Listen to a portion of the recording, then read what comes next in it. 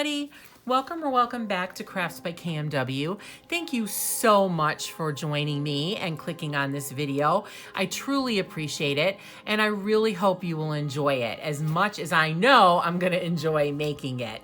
I'd like to welcome all my new subscribers. Thank you so much for subscribing and joining this creative community and helping and supporting my channel to grow. I truly appreciate it. If you like this video or any other videos that you watch of mine, please give them a thumbs up. It really helps with the YouTube algorithm. And if you're not subscribed yet, I invite you to subscribe. I do all things crafty and creative, home decor, diamond painting, journaling, scrapbooking, coloring, and I would love for you to join. You can also find me on Instagram and Facebook. And you can also, if you would like, you can follow Finn, my black cat, who often makes an appearance in my videos. If you've watched my other videos, you've seen him many a time. He is at Finn the Fabulous Black Cat, and that's all one word. So I would love to see you there. So with that being done, now I can get to what this video is going to be.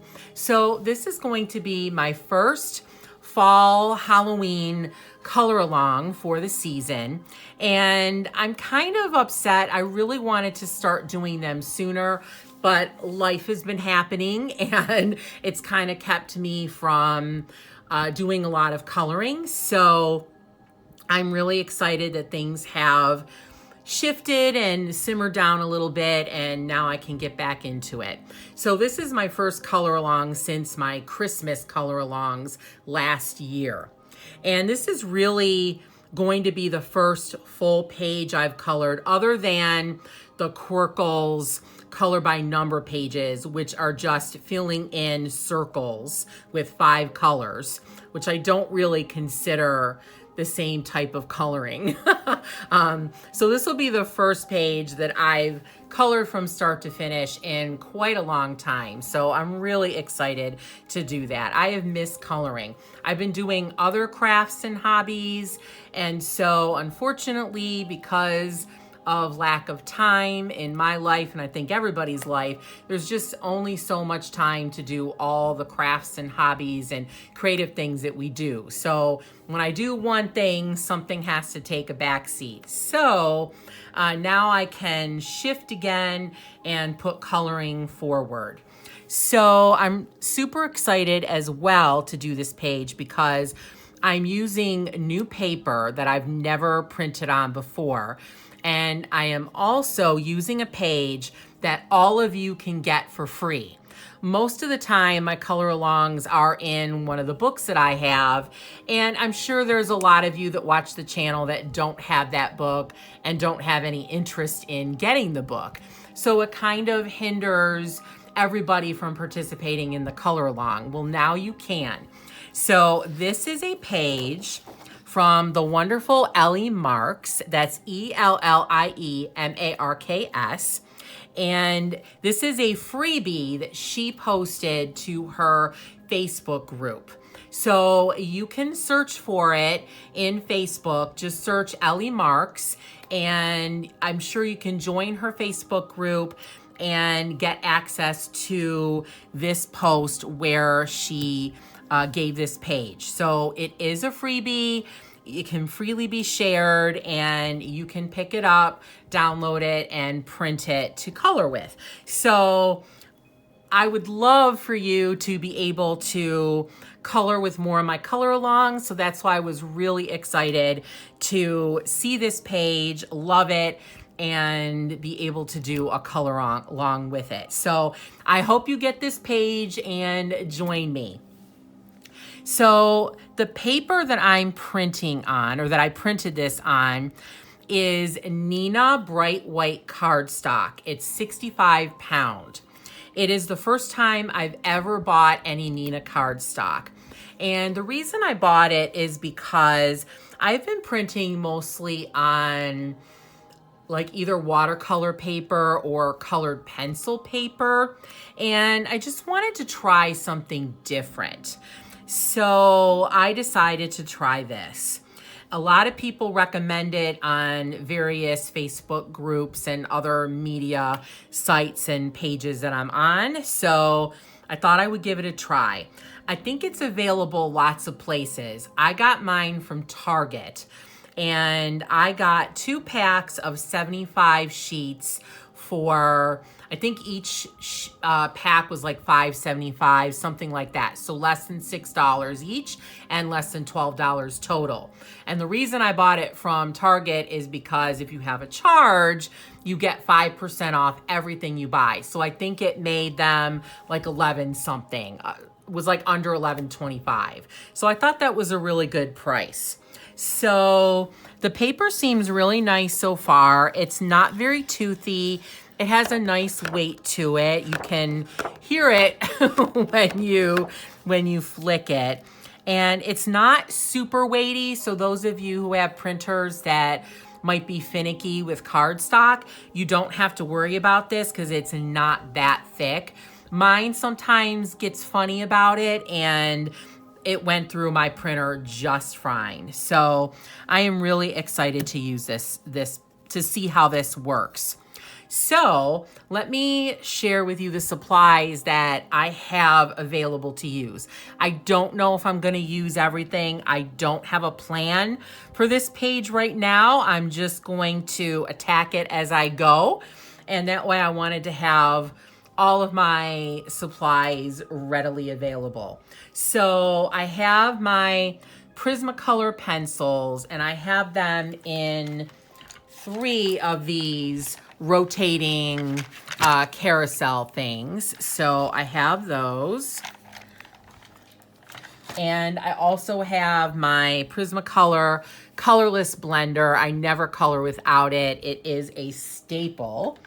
And I also have this new set of Kingart gel crayons that I just bought. I either bought them from Home Goods or Home Sense. They're in one of my haul videos that's on my channel already. So you can check it out if you want to know exactly where I bought it. But it's one of those 2. And I think this set was definitely under $10. It might have been $7.99 or $8.99. And there's 12 gel crayons in here, and they are metallic colors. So I'm really excited to get to use those. And I also have 2 other gel crayons. I have a silver and a gold, and these are Marabou gel crayons. I don't know if I'm going to use those because I have a silver and a gold with the Kingart set, so I just might use those. I don't know. And then I also have my Carbothello chalk pencils, so those are ready. And then I have various gel pens. A lot of them are metallic, some of them are not, but I love using gel pens to do gold, silver, bronze, copper. I just think they give it a really realistic look. So I think that's everything. Yep. All right, so we're gonna get started. I'm so excited. So I wanted to try the gel crayons on at least 1 or 2 of the pumpkins. So there's this color in here that is metallic red orange. So I thought I would try that. And the good thing about the gel crayons is that when you use water with them, once they dry, you can then, they're just like paint, so you can then put pencil over them or whatever. And that's kind of what I have in my mind. I'm gonna put a solid layer down, and then I'll use pencils over it to add depth and dimension and all of that. So, oh my gosh. Okay, I just realized that I did not bring a paintbrush and water over. So I'm gonna get that, and then I will be right back. Okay, I can't believe I forgot water and paintbrushes. So I have 2 paintbrushes. They're both flat. I really like the flat paintbrushes. And this one is just a little bit bigger than the other one. I feel like they give me more control with the flat ones. I don't know, that may just be me. I'm not sure if that's really a thing or not. So I am actually coloring on a coloring book cover, and then I'm gonna put some scrap paper underneath this. So I'm really interested to see how the Neenah cardstock does with wet media. All right. I'm just gonna color this in.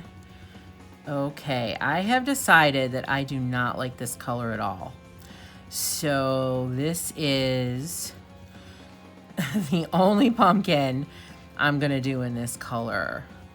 It says red orange, but it is actually salmon on the page. Like, seriously, it is salmon.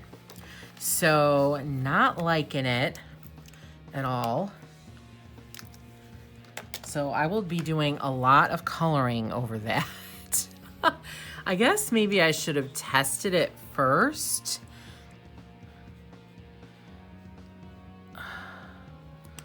All right, so I just am using a little bit of water, not a lot.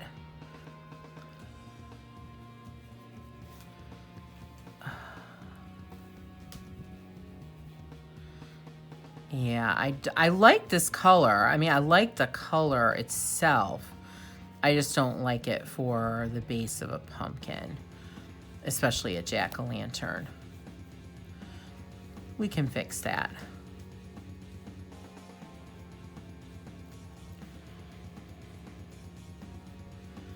Okay. So you might be able to see a little bit better on the back. There's really not much happening with the water. And again, I used it very sparingly. I did not wet my paintbrush too much at all.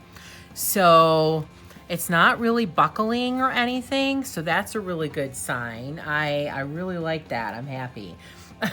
So, all right. So I'm not gonna do I'm not gonna do any more in that color. I just really don't care for it. There is so this is copper. So I think I might try one in copper. I really want all of these pumpkins to be very different. I want them to look unique. So let's see what I think of this copper. Okay, well, this is interesting. I feel like it's more of a pumpkin-y color than than the red orange, which I don't agree is red orange. You will never convince me that that is red orange. All right, so again, I get my paintbrush. I'm getting most of the water off of it.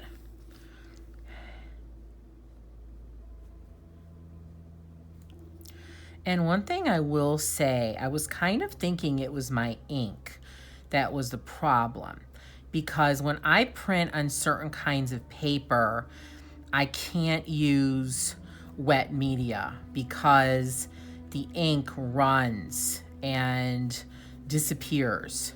But on this paper, it does not. And I did let it dry. I printed this last night. So this has been drying for, I would say, at least 18 hours. So I don't know if maybe that is affecting it. I don't know. But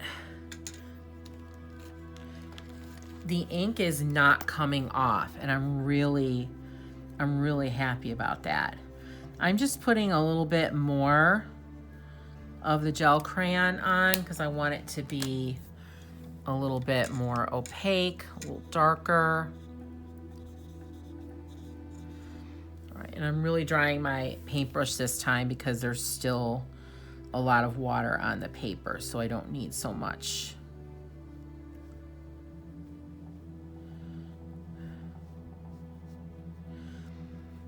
I think the paper might be pilling a little bit, like where you get,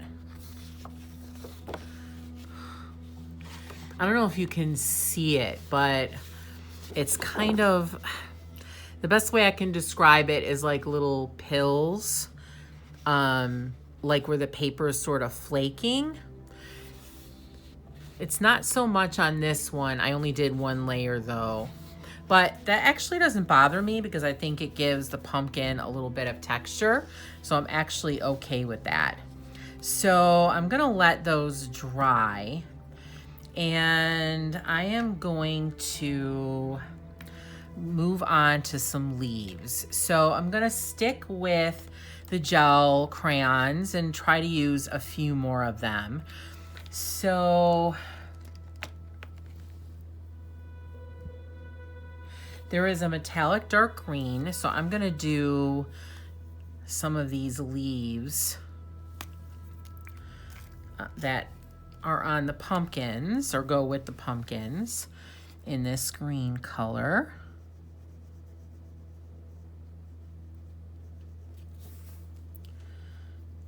And if you're interested in purchasing gel crayons, I did talk about these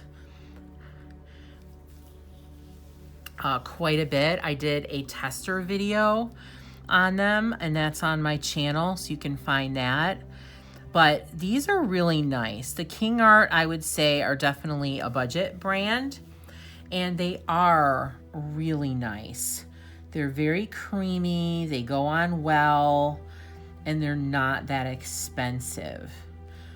I know I have a set in my Amazon cart. I don't know if it's 72 or 80. I can't remember how many. It's the set of all the colors that Kingart makes in the gel crayons. And I think that is $40-something, which is really, really reasonable. The Marabou, I think a set of 12 of the Marabou, which are like more of the artist quality gel crayons, I think a set of 12 is like $40-something. So you could just see the difference. So I really think these work pretty well. There are definitely some issues with them, again, being a budget brand, but they are really nice. They go on nice, they're smooth, they spread out pretty well. So I'm pretty happy with them. And I will, once I am ready to, I probably will go ahead and buy the big set so I have all the colors.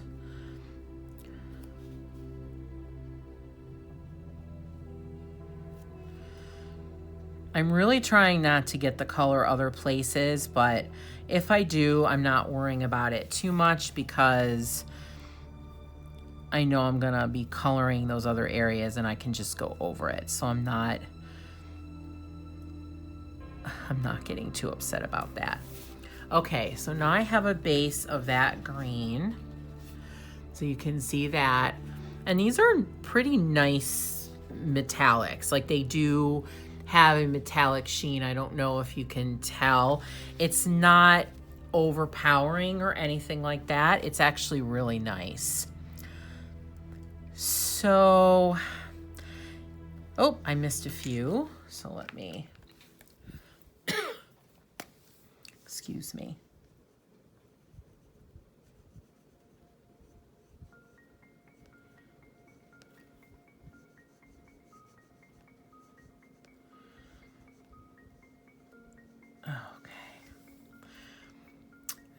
And these big ones are kind of the same. So I think I'm gonna do those too.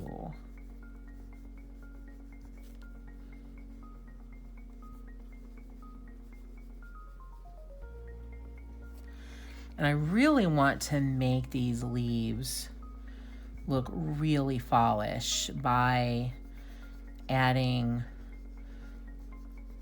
a bunch of different colors to them, reds and yellows and oranges and browns, to make them look super fallish. All right. Hopefully I didn't miss. Oh, there's another one that I see. I hate that. I hate when I miss things and I want to color the same color as something else. It annoys me. All right, hopefully that's it.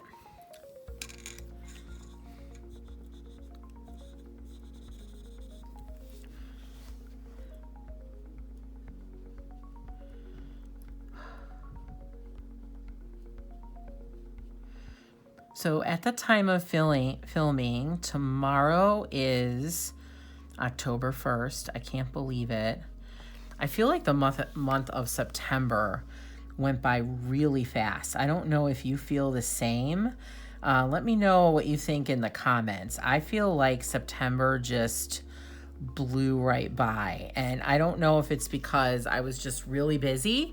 I don't know if that's why, or if I've just been really itching for fall, because I have really been itching for fall this year. I've never really been a fall Halloween girl, but with the decorating this year, the decor, I got some really great, cool decor pieces that I have out, and I just love my Halloween decor this year, and I am just ready for fall. Where I am in the Northeast, we're still having really warm weather. Today, it was in the 70s. I don't know if it still is now. It's starting to cool off, so it's probably in the 60s, but that's still really good for us for September 30th. Really rare. So I like this weather, but again, I'm really ready to see the leaves change and to really start getting into that fall weather where I can start wearing my jackets and sweaters and etc. All right, so, all right, I think I'm gonna leave that for now. So I am going to do the vines. So I'm going to use dark brown. Oh, sorry. I'm sorry I moved the camera. I apologize. I was grabbing my colored pencils, which are right underneath them, and sienna brown, both Prismacolor. So I'm going to do the sienna first, and then I'm going to go over it in places with the dark brown. So I'm just coloring solidly right now.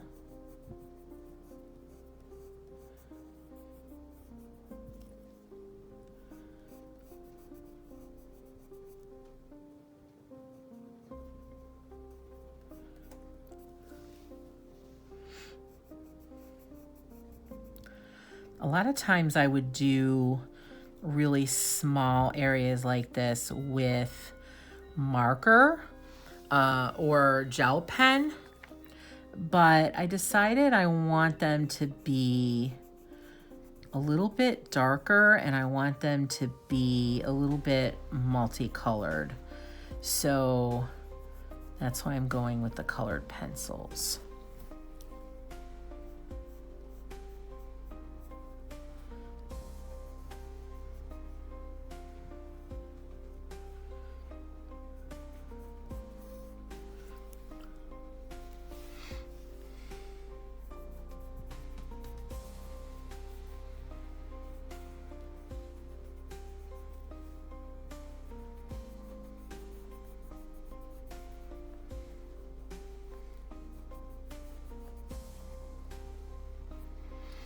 I'm really surprised Finn has not jumped up here yet. I'm not sure where he is. Okay. Now this one doesn't have a vine, but it has a stem. So I'm gonna go ahead and do that. All right, so let me make sure I haven't missed any. Okay, I'm gonna do these stems too.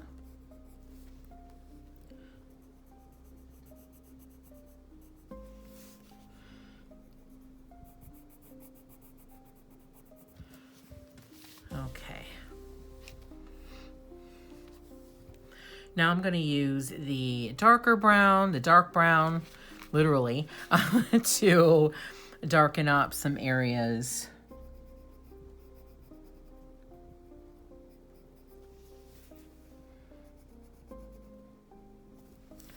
So they have a little bit of dimension. So I'm doing the stems first, and then I'll do the vines.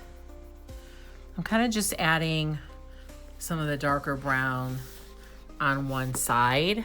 I don't know if you can see that really clearly, but because it's so small, there's just not a lot of room for a lot of shading and all of that. So,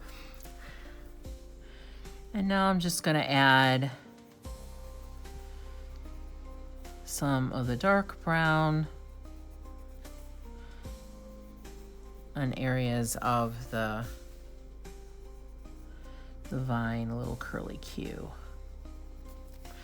It's really subtle.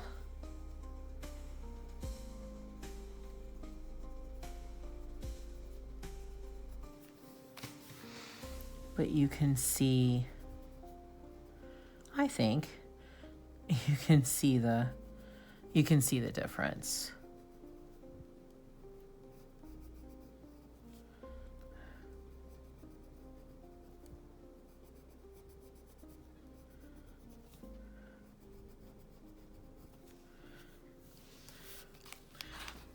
So let me show you that up close. I hope you can see.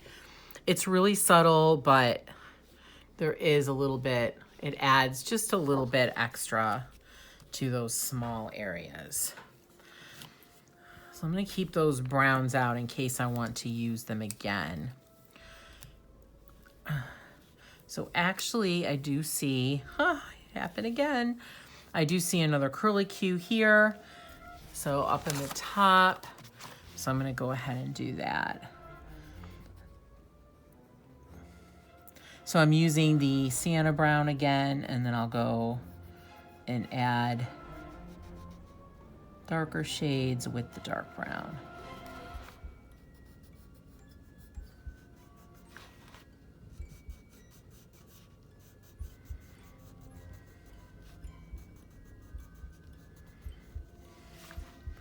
I'm already thinking ahead to what my next page might be. I really want to do a color along in Tales from the Witch's Cottage by Hannah Carlson. If you have that book and you would like me to do a certain page, let me know, because I have not picked a page out yet, and I haven't done any pages in that book, so I would love to know. So let me know if you do have a particular page you'd like to see a color along for. I'd be happy to do it. And that would give me a really big boost, because then I wouldn't have to sit there agonizing over which page I want to do, because I love all her pages. All right, so let's see. I think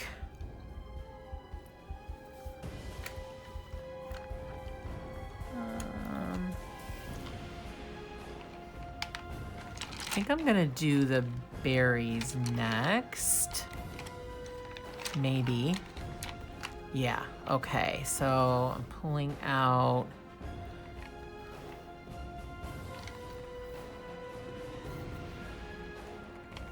two reds. Oh, sorry for the shake again. I keep hitting that. I should probably move that container of pencils over. So I am using, this is this Carmine Red? I'm not even sure what number this is. I think this might be Carmine Red and then Tuscan Red. I love Tuscan Red. This is actually a brand new one. I've never used it before. Sharpened with the original sharpening from Prismacolor. I ran out of, I think I've used up 2 Tuscan Reds already. It's just a really nice color when you want to do darker tones of red. So there's bunches of berries here and here. So we're gonna make these red. So I'm doing it with the the lighter red first. Oh, this is PC 924. So that's the red I am using. I can't see the name of it anymore. So this is PC 924. And I am going to use the blender on these because this area is a little bit larger, or the areas of the berries are a little bit larger, and I think I can definitely blend them.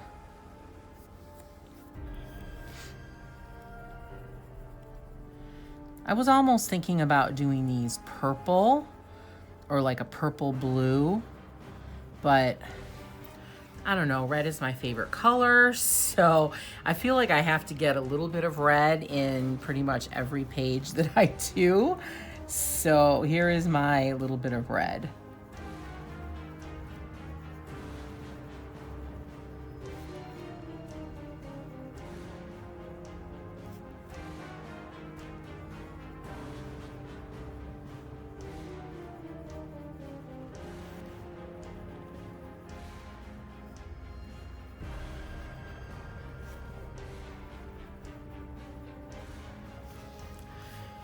Okay, I am looking to make sure I have not missed any berries. I don't think I have. Okay, so now I'm going to use the Tuscan red.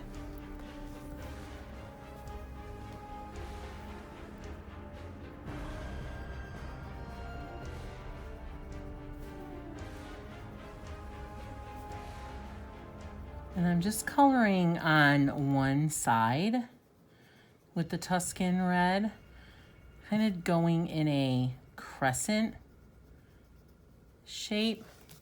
So let me show you so you can see that a little bit better. And I'm not being consistent. Some of them I'm doing the bottom, some I'm doing it on the top.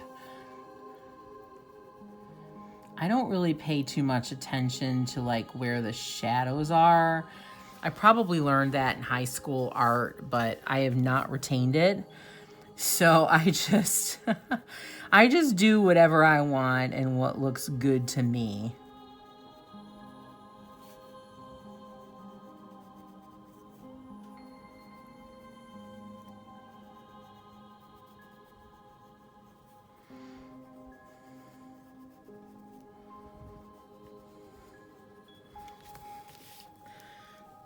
Okay, and now I'm gonna take my Prismacolor blender and just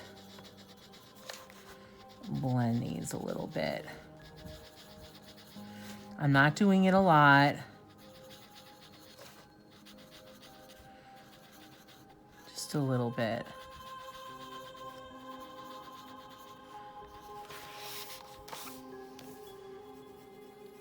And then I'm gonna go back and add a little bit of white to the area where I didn't put the Tuscan red to give a little bit more shine and make these appear like they are actually round. All right, so let me see if I can find my white.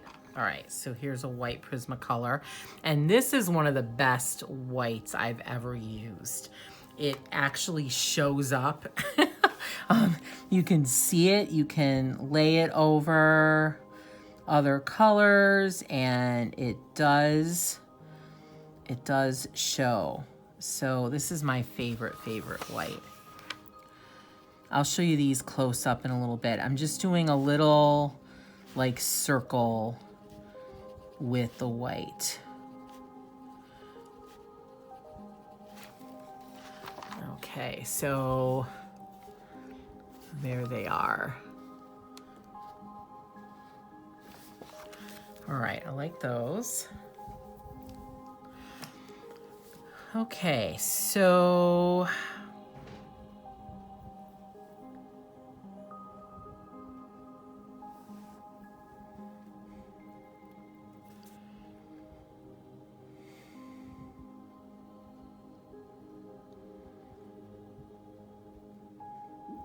All right, I think I'm gonna do the little pumpkins. They're just so cute.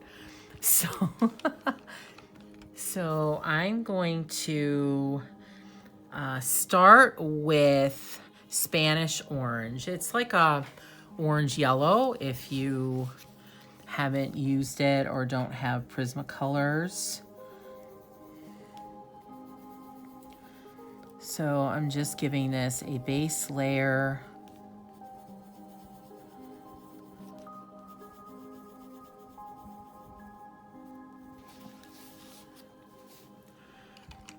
And then I'm going to add some darker oranges over the top of that.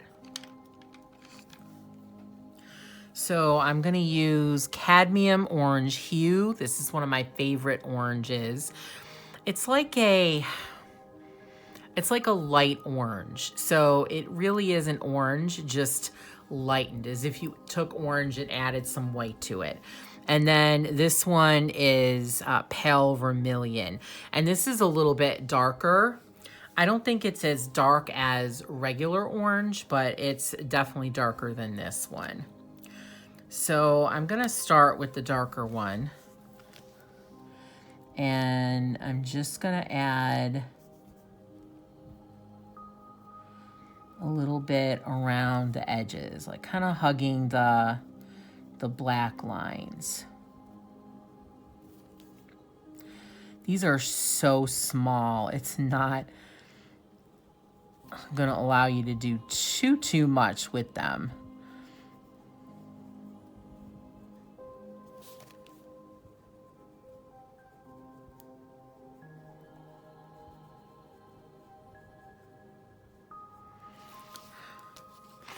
So there's that.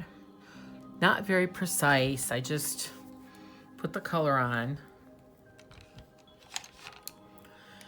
And then I'm gonna come in with a little bit of the cadmium orange hue on the top and on the bottom.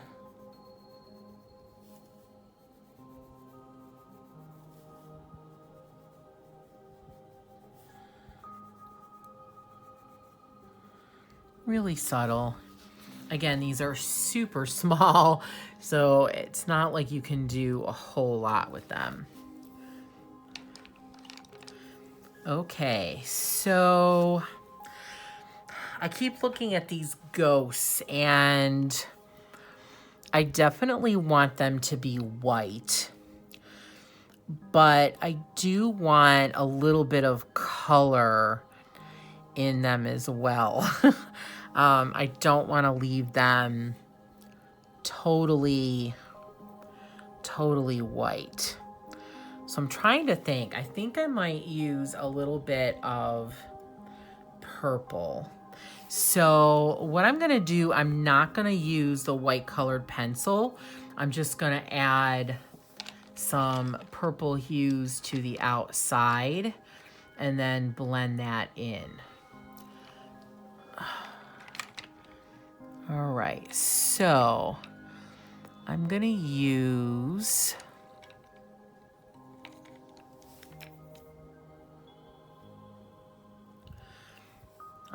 Black Grape. That's a darker shade.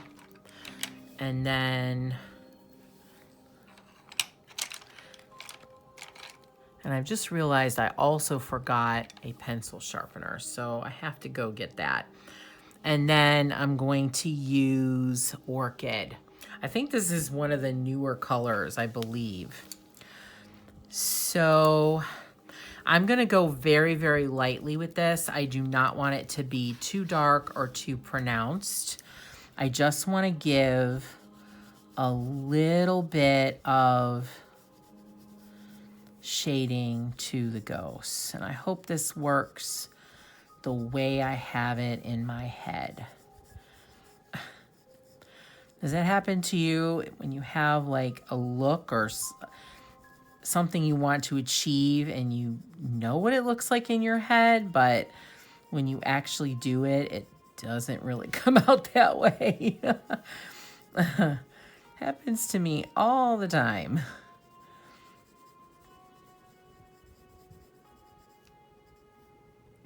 That's leaf, excuse me.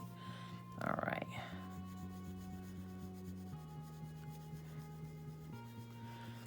I'm going back over it a little bit and feathering it out a little bit more as well, so it will blend better in with the orchid when I add it.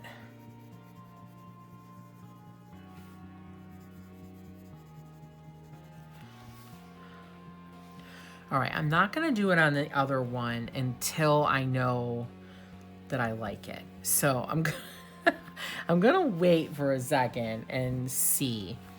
Okay, here it is. All right, so now I'm gonna come inside right next to that with the orchid. I'm doing it very, very lightly.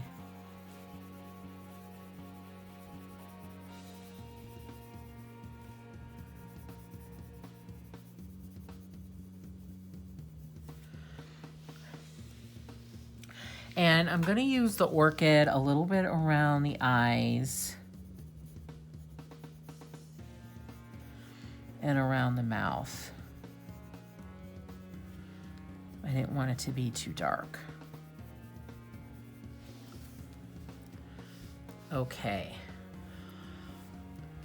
Now I'm going to take my blender pencil and see how this works. So I want to make sure there's no...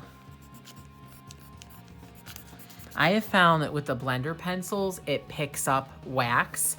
So I always kind of rub it on a scrap sheet of paper.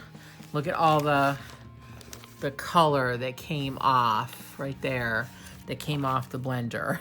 You can also sharpen it as well to get rid of any previous colors.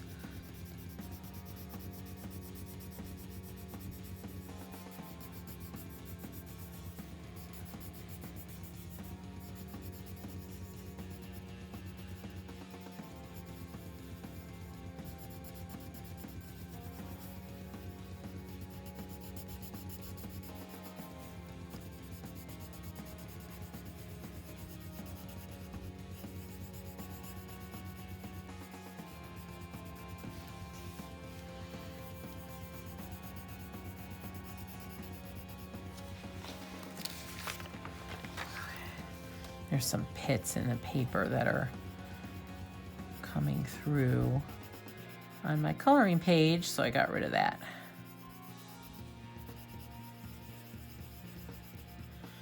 So I'm just using the blender more in a circular motion and then doing some kind of straight back and forth on the edges to blend it outward.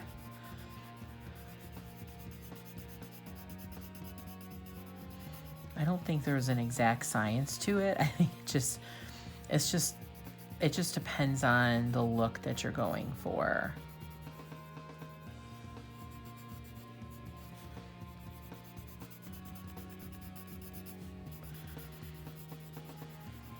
And one thing I like with the blender pencils, well, sometimes I don't like it, but in this instance, I like it, that it does take off some of the color. So sometimes if you're a little heavy-handed, you can save yourself by using a blender because it will pull up some of the color.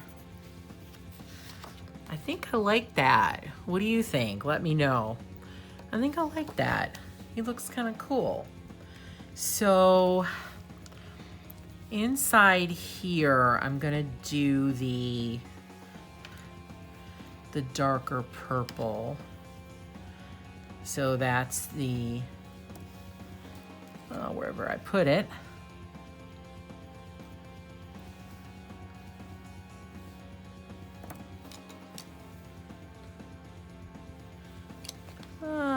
Yeah, okay. Did I put it back?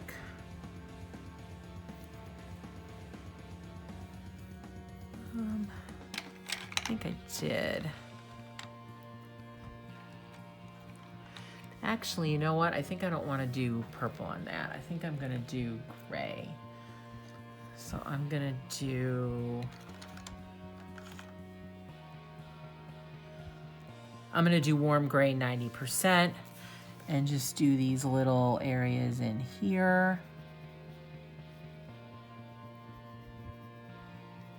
And I'm going to do that on this ghost as well because I know I want that.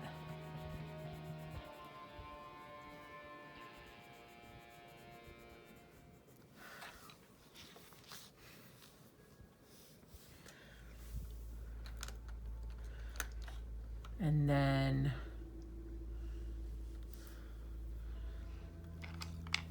I'm going to take black and do that inside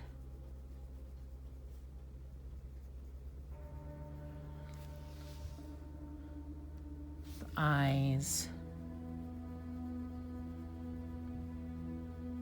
and the mouth. I will blend that as well. And I'm going to do that on this one over here.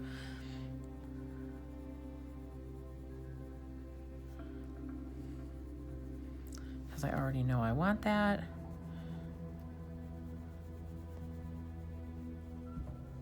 Okay. Now I'll take my blender, just blend that in.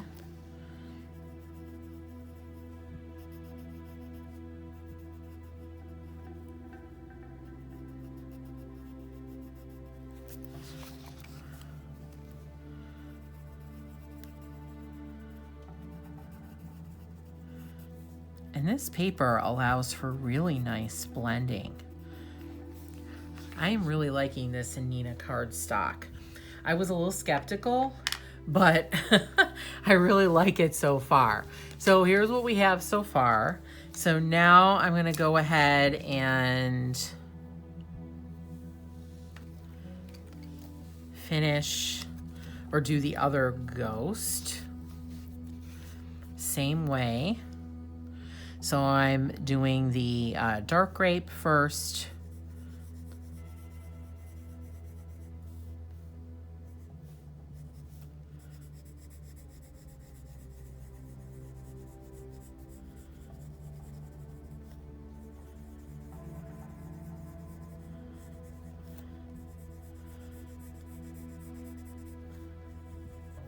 I'm going a little bit darker on this to start with because now that I know that it worked over there on the other one, I feel better about it. I don't have to be as cautious.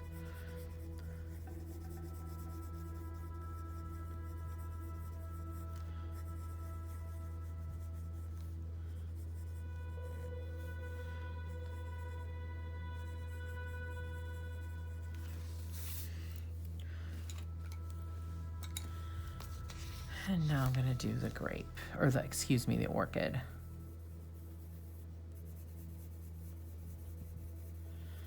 You could do this with blue too. I think blue would really look nice. There's a lot of really dark, rich blues in the Prismacolor line and in other colored pencil lines as well. I find that colored pencil companies do really well with blues. There must be a lot of blue pigment out there that they can use. So I feel like there's a lot of different blues in colored pencil sets, even smaller sets. They have a lot of different blues to choose from. All right, now I'm gonna blend this out.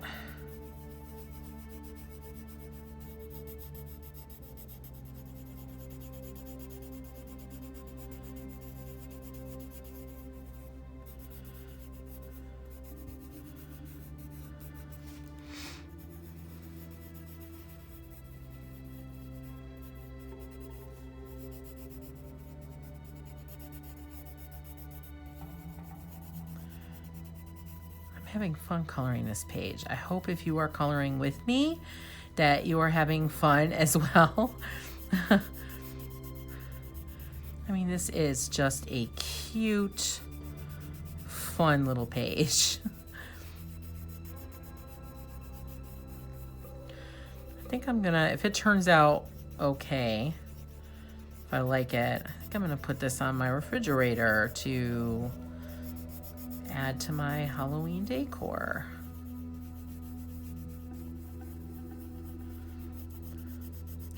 One of the things I've been doing to jazz up my refrigerator is to print some of my digital ephemera. I have like old-fashioned Halloween cards from like the early 1900s, and I've been printing those and just putting them up on my refrigerator with magnets, and they look pretty good so far, so I will probably do some more of them. So there's the ghost. There's the second ghost. Oop. I didn't do good blending there.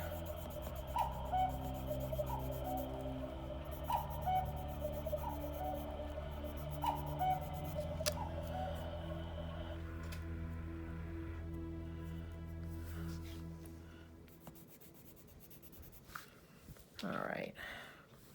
Just gonna add some white over that. Did get some brown in there. Okay. So he's a little multicolored.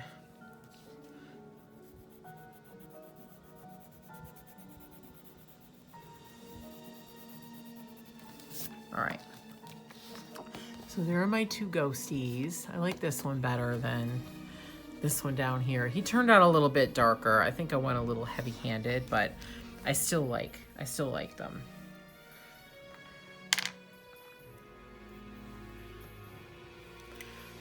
I might add, you know what? I think I'm gonna go over and add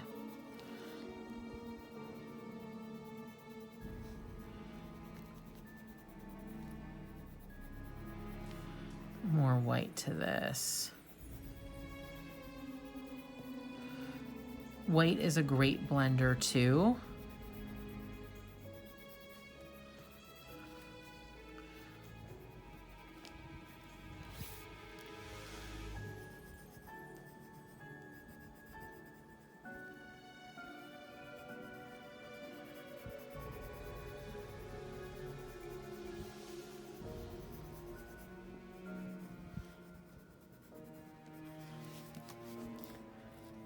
Okay, I think that helped a little bit. Very subtle, but I think it helped a little bit. Okay, so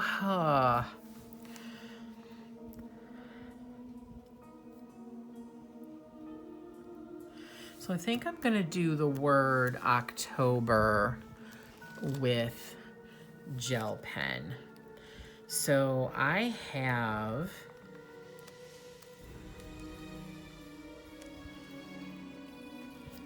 Sakura Jelly Roll glaze pen, and I've showed this several times before on my channel. So these are pens that are actually made for glass or non-porous surfaces, but I use them in my coloring books all the time. I think almost every page has some glaze pen in it in one color or another. So what it does is it gives you a little bit of a raised and shiny look. So I'm gonna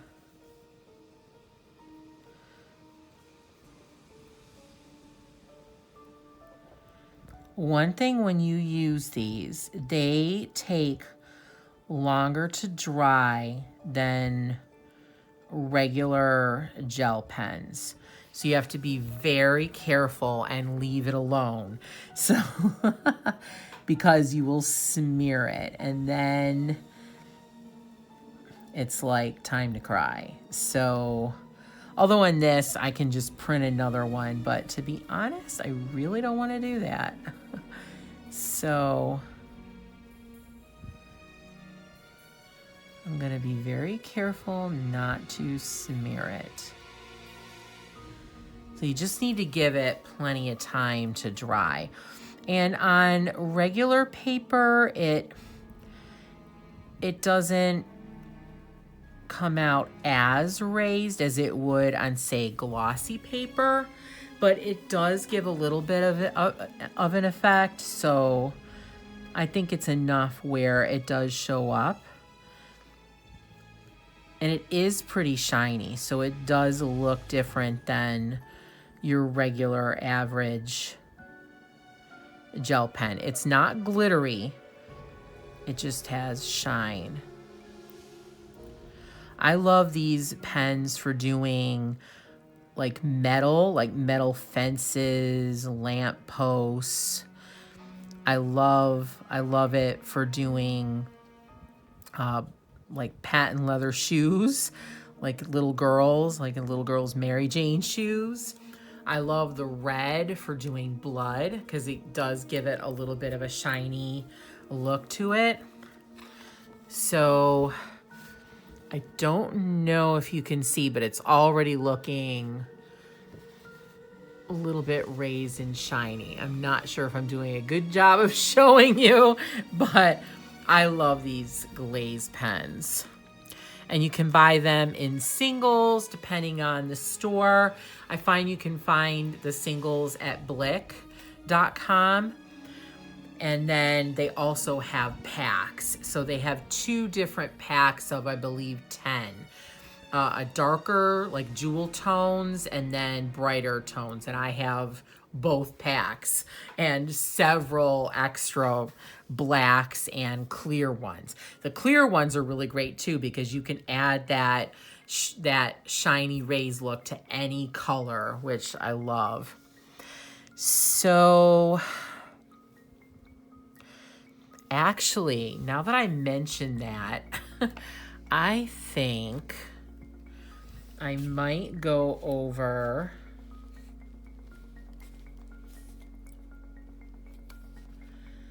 the berries with the clear glazed jelly roll. Let me see if I can find one. I might not be able to do it now. I might not know where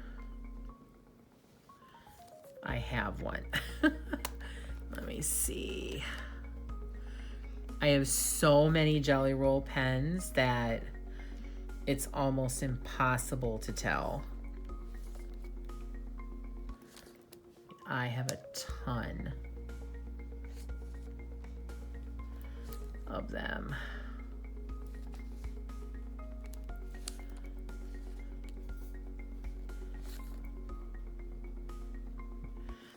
All right, I'm not exactly sure where my clear glaze one is, but right now I will find it at some point, and I think I'm gonna add that to the berries to make them look super shiny. I think that will look really pretty. All right, so I think I wanna tackle now,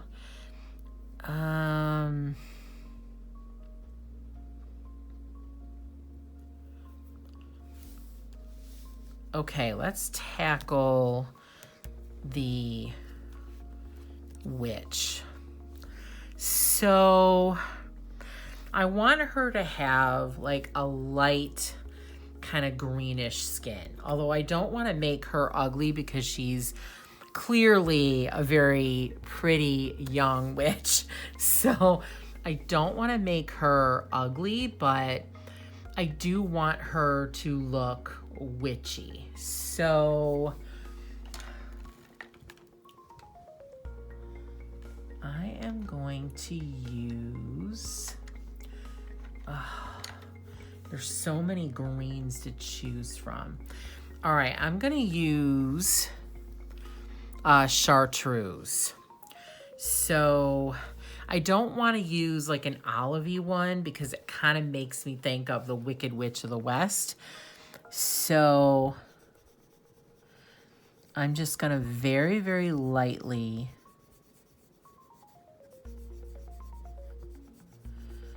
go over her entire face with the chartreuse. Okay.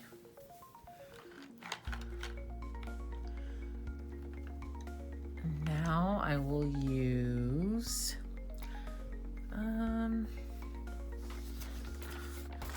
wish I had my tester chowder out. But yeah, I think apple green is a little bit different, but I think it'll work. So now I'm just gonna add a little bit of apple green for some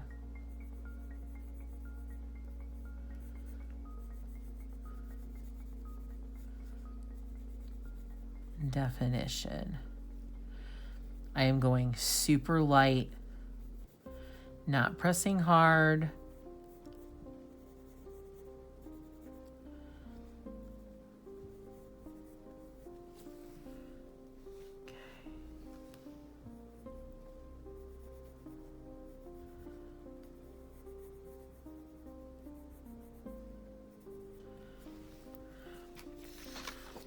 The area is so small, so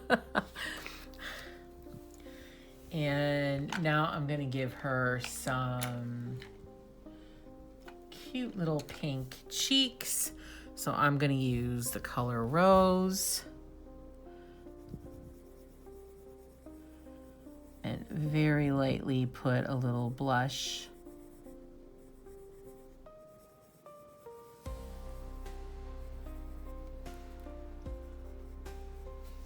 on her cheek.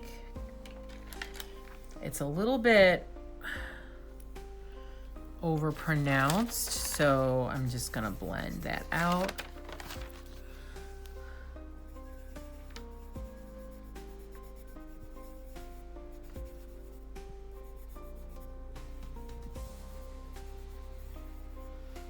All right, so there's our little witch face. And I think I'm gonna give her some purplish lips. So one of my favorite colors is mulberry. So I'm gonna use mulberry on her lips.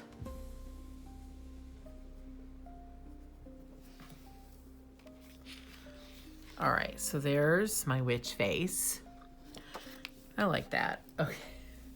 So I've already used purple on the ghosties. So to be honest, I don't think, I was thinking of doing her outfit purple, but now that I've done purple on the ghosts, I don't want to do that. So I'm going to use blue. So, all right, I want a nice, dark, rich blue, and I think indigo. Just gonna test that real quick. Yeah, I think I like indigo. So I'm gonna do her dress, cape, whatever you want to call it, with the indigo blue.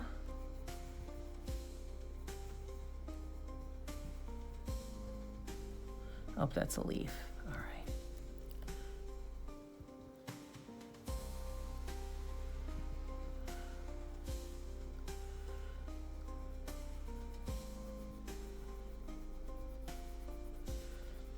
I'm just really enjoying coloring this page.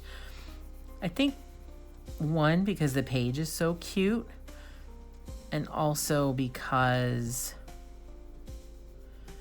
I haven't really colored in a while.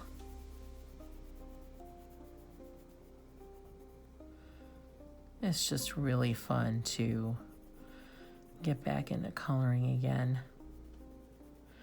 I've been buying coloring supplies, like the gel crayons are relatively new. I bought some new watercolors.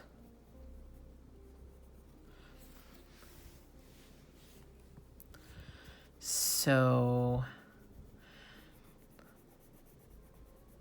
I have plenty of materials.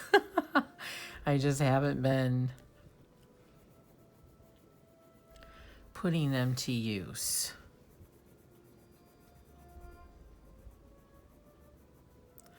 Oh, I forgot her hands to do with the greens. I need to do that. See, forgot something again. You think you're like so planned, and not really.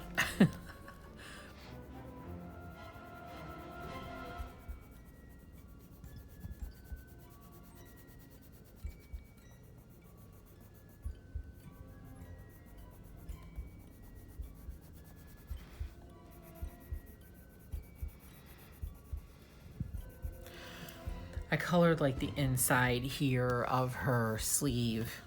I pressed a little bit harder, so I colored that a little bit darker. I'm gonna add some black in, so that should make that area even darker.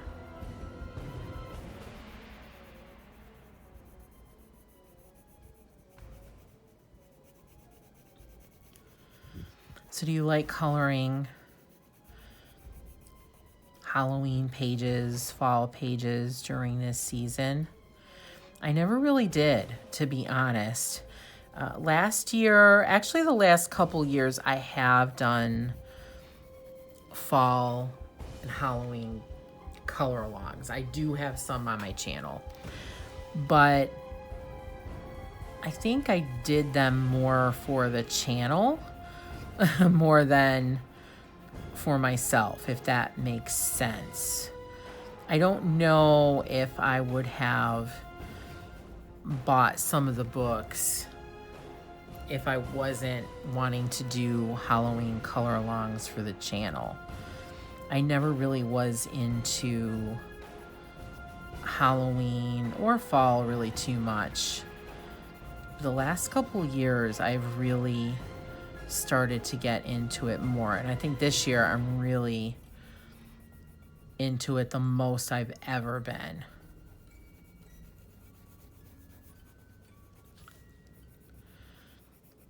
And it's actually making me really happy because my mom who's been gone 4 years just a few days ago, and she was really like the decorating queen. She loved to decorate. She loved to decorate for the holidays especially. She had so much holiday stuff for every holiday, even obscure ones. She had decorations for them. So she just loved decorating, and I've always loved decorating for like Christmas, but other holidays or fall and Halloween really wasn't too big of a deal for me. I mean, I did decorate, but I wasn't overly hyped about it. But this year I've been watching some YouTube channels that are really Halloween focused. They do haunted house tours, spooky shopping, looking for fall and Halloween decor, and through that I've really become more engaged and have started to develop more of a passion for Halloween than I've had in past years. All right, so now I'm gonna take a little bit of black and go along the edges, around the outsides of the sleeves, and add some contrast with black in there.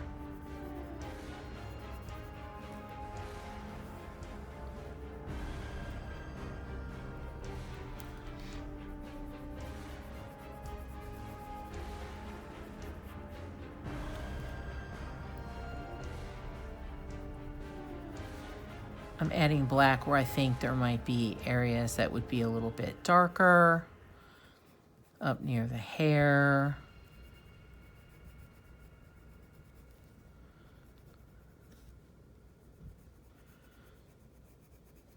Near these leaves.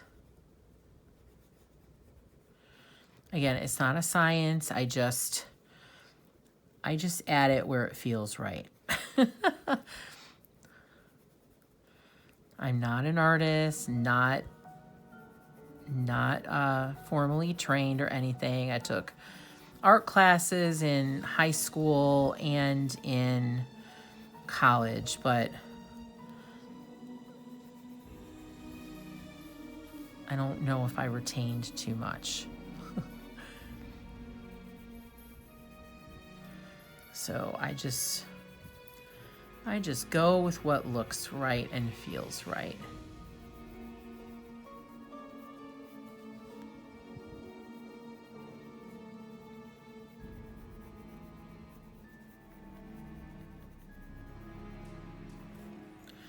I'm not pressing really hard. I'm just going lightly.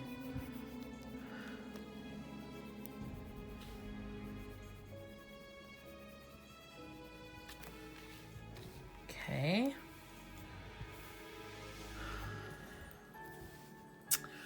I think I'm gonna add a little bit of a lighter blue just for some more depth. So I'm gonna use Copenhagen blue.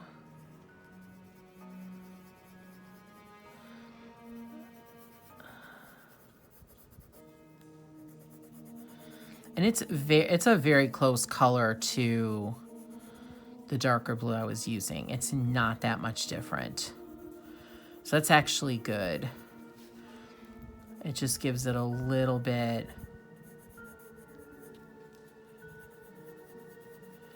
of difference. So there's my witch's dress, costume, not blended. Now I'm gonna come back in and blend everything.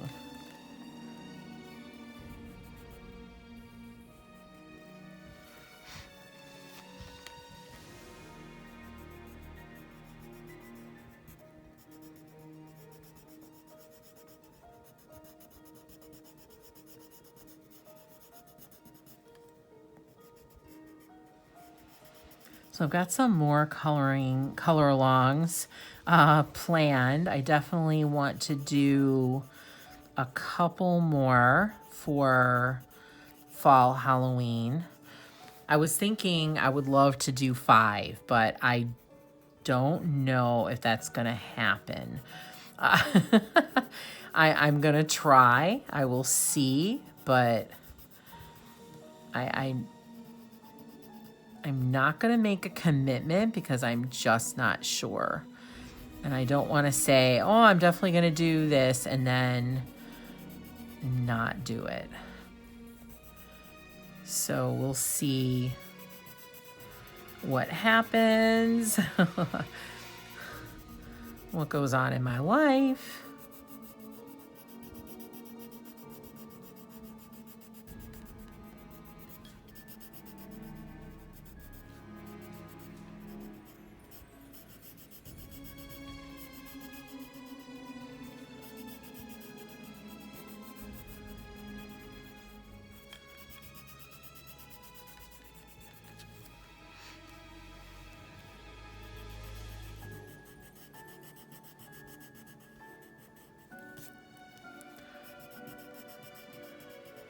Think of all the witches I've colored, which isn't too many, but of the ones that I have colored so far, this is the first time I believe I've ever done a blue dress.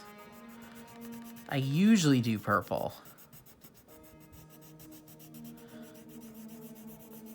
I did, I think, at least one color along, maybe 2 last year. Those videos are up on the channel and you can check those out if you'd like.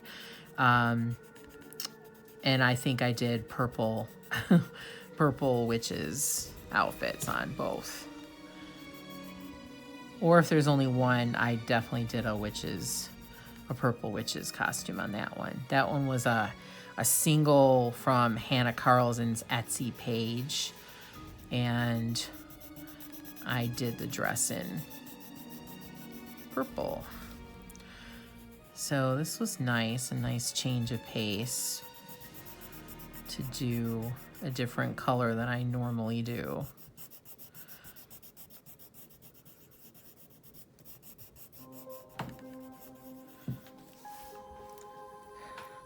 You may be seeing Finn in just a minute.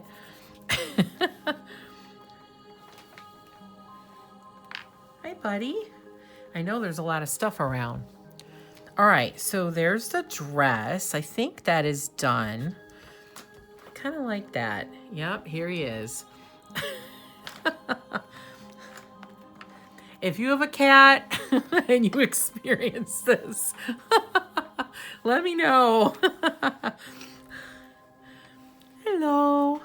All right, buddy. I know you wanna be near mommy, but mommy's busy. Okay. I'm sorry. I'm just giving him a little hug right now before I let him go. Okay. There you go, bud. All right. Every single time I'm doing something, he comes and lays right on top of it. I can't tell you how many times I've been painting and he has come and gotten me when I wasn't paying attention and laid across what I was painting. All right. Now, I really don't know what I want to do the hat. I'm kind of thinking I'm going to do the hat black.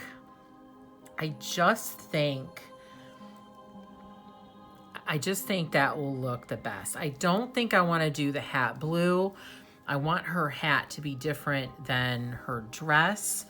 Before I do that, I'm actually going to add a little bit of white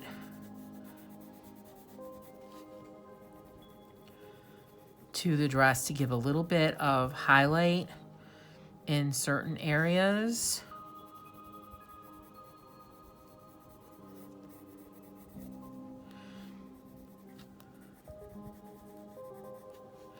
I love how you can see the white. It is so awesome. All right, so you can see that a little bit up close. See what I did.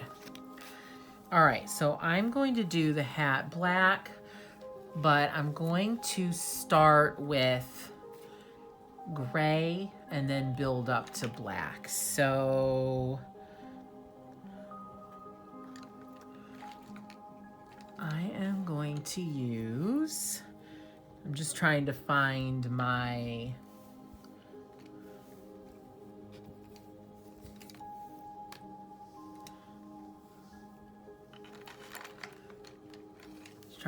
the grays that I'm looking for. Okay, so I'm going to use 70 warm gray, 90 warm gray, and then black. So I'm going to start with the 70 warm gray and just do an all over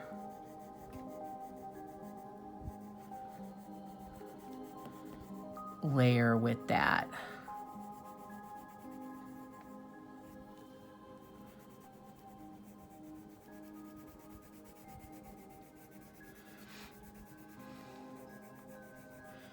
I like for the most part how these colors, how the Prismacolors lay down on the Nina cardstock.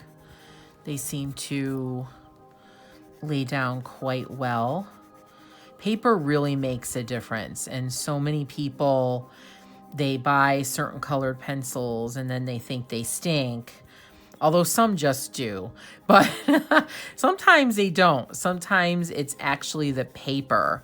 And if you just use them on a different type of paper, they will work better. So I have some coloring books where the paper has a little bit of a sheen to it, and the wax-based pencils don't really like it too much, but oil-based pencils work better. So I've figured that out through trial and error.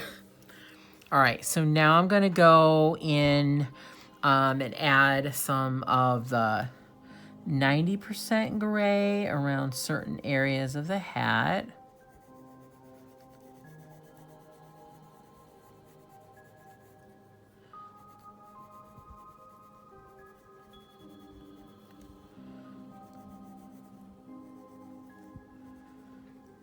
Some of these I'll go over with the black too.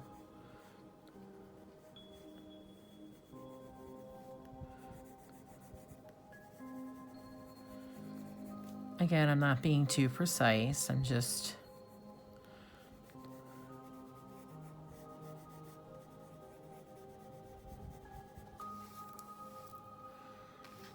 okay, and now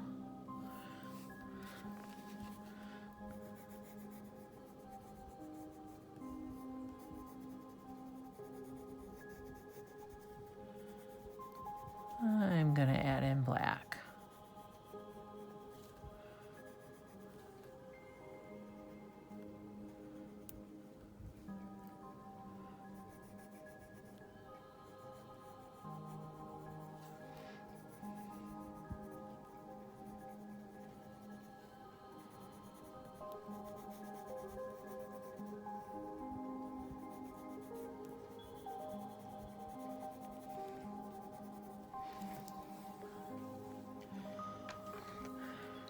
Okay, so again, let me show you what that looks like. Again, not so beautiful now, but I'm gonna blend, and hopefully that will help it all come together.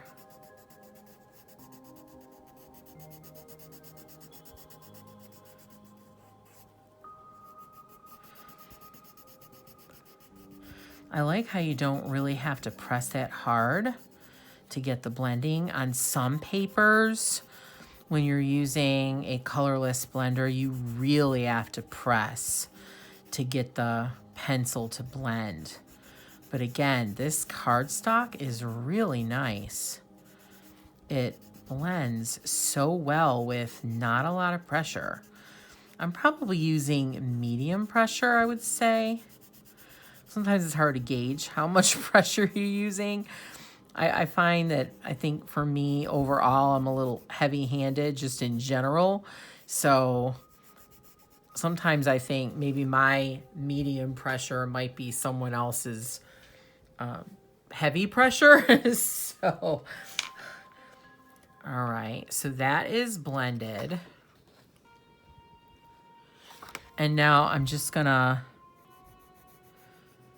come in with more black to make some of the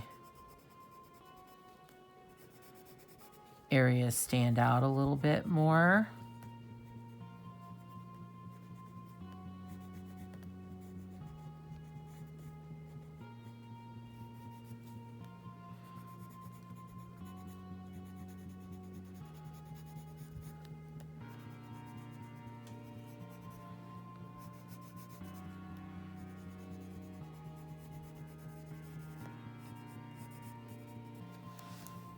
Okay, and now I'm gonna add some white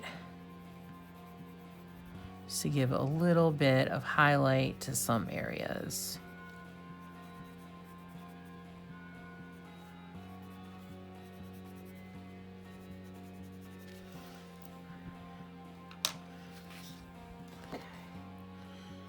Oh, I like that. Okay, so there she is.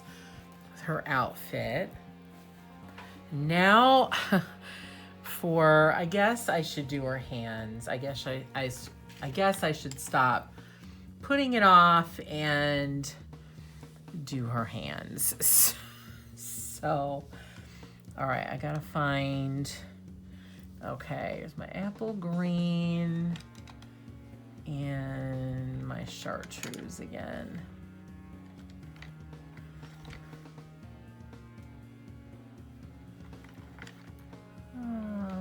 Why don't I know where my chartreuse is?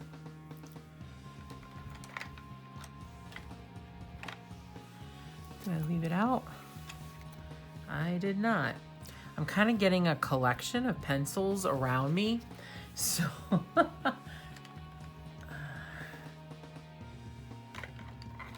right, give me 1 second as I try to find my chartreuse again. Okay, here we go. So now I'm gonna do the hands.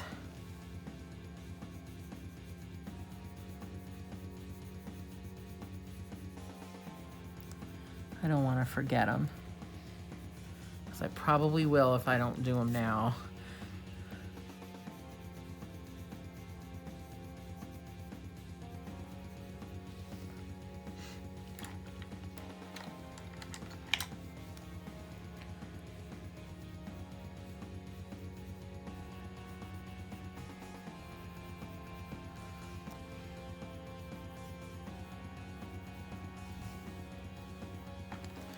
And I just added a teeny tiny bit of the apple green. All right. I'm just scraping my blender so I don't have black on it anymore before I blend. I'm just doing super light blending because these hands are so tiny. Okay.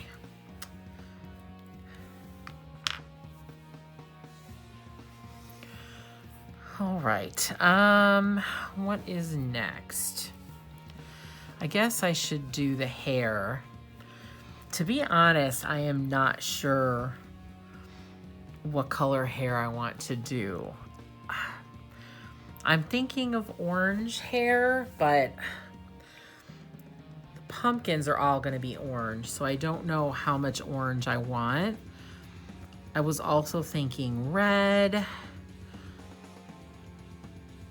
I was thinking turquoise blue, like a really light blue. And I think that would actually look really cool against her blue dress. But I just haven't decided yet, so I'm gonna leave that for now. So I am going to do some branches. So I'm gonna do the branches that are, oh, sorry about that again. How many times have I done that now? Like 3? So I'm gonna use dark umber this time, and I'm gonna do the berry branches.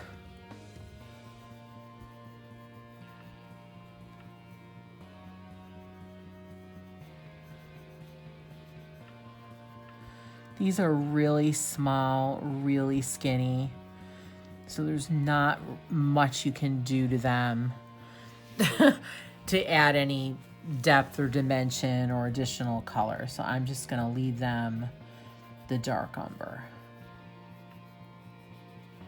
They're just so skinny and so tiny.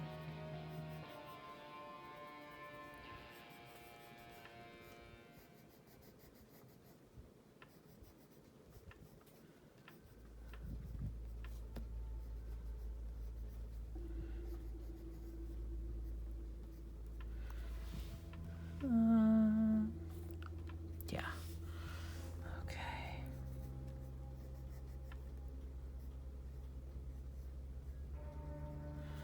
Okay.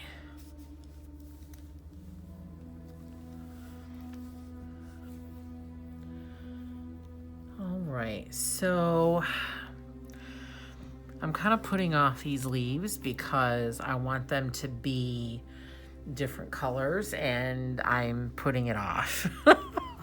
So let's do the broom handle.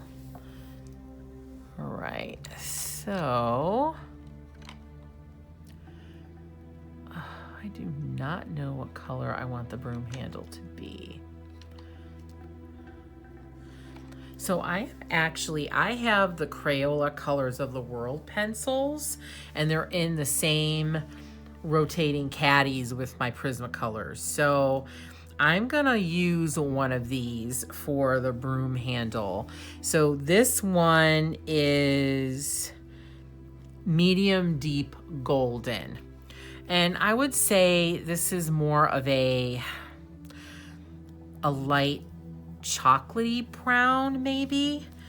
If you don't have that set. I don't know, I just can't find a color in the Prismacolor that is equal to it. And I will also say, so if you know anything about Crayola pencils, you know they are not the best. They're marketed and made for kids. They're hard, they're not super pigmented, they don't blend very well. But I will say that colored very nicely on the Nina cardstock.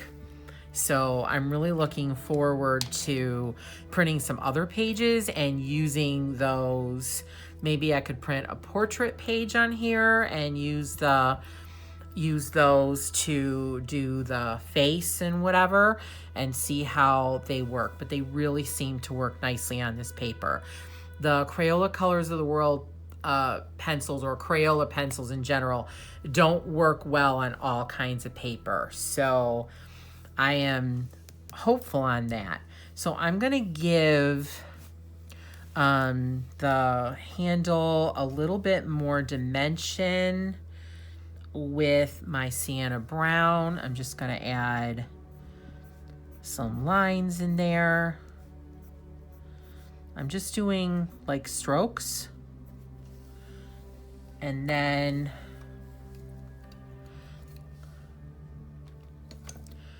I'm gonna do that with dark umber as well, just to give it a little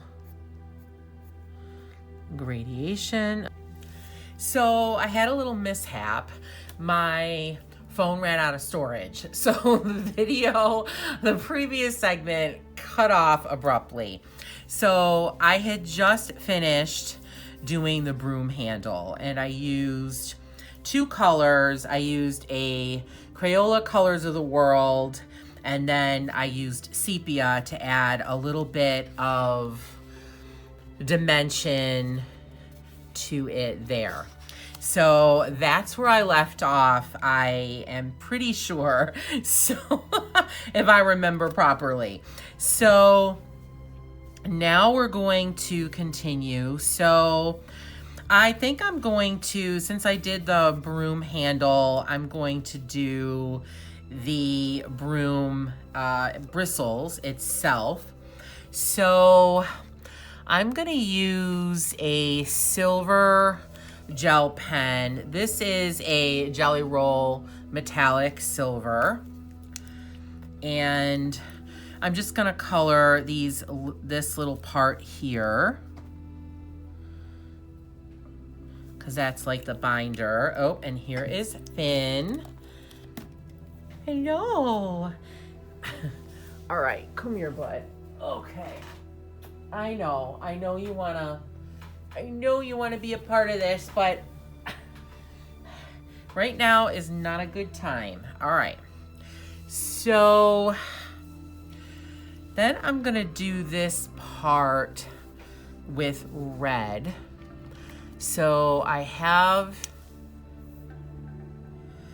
a red glaze jelly roll, and that will give this a raised appearance. So it's just the same as I used on the October black one. So I'm gonna let that dry a few minutes because I don't want it to spread. So next I am going to, while I'm waiting for that, I think I'm gonna work on the kitty cat. So I want this cat to be mostly gray with a little bit of black running through him. So I want him to be darker. So I think I'm gonna use cool grays. So I'm just pulling out some cool grays. And I have a lot of grays. I probably have, in Prismacolor, if you're not familiar with it, they have three ranges of gray. They have cool gray, warm grays, and French gray. And then they have 10, 20, 30, 50, 70, and 90% of each of those. So it's a lot of grays. And I think I have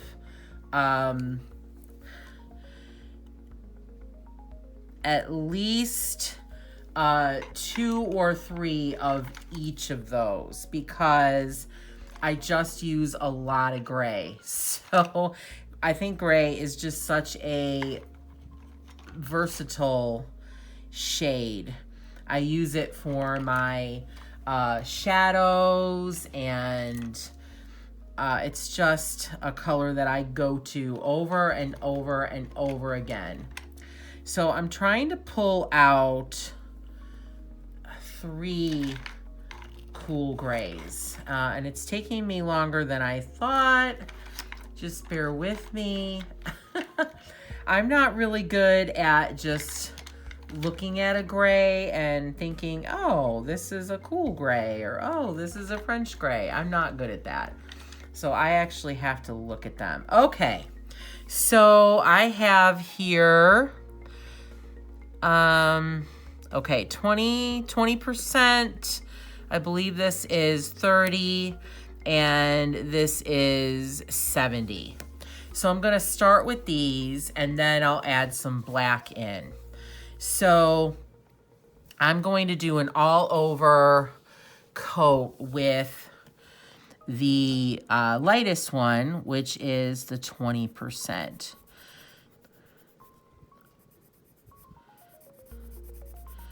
So I'm just coloring, I'm just putting a light layer down. I'm not necessarily trying to get out all the white. I just want a nice base layer.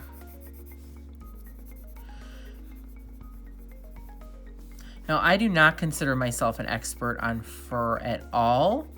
I do have some how-to books that address doing fur, but on an area that's this small, this cat is pretty tiny. It is not a large portion of this page, even a major portion of this page. So some of the techniques just aren't really necessary. So I'm just gonna do what I think will look good on a cat this small.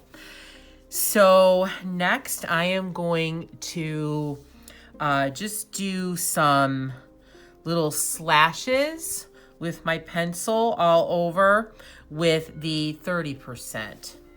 And let me see if I can bring you down closer. Yeah, so that way you can see a little bit better. So I'm actually gonna give this a sharpen. It wasn't totally dull, but that's a much better point. So I'm just doing just some little hashes.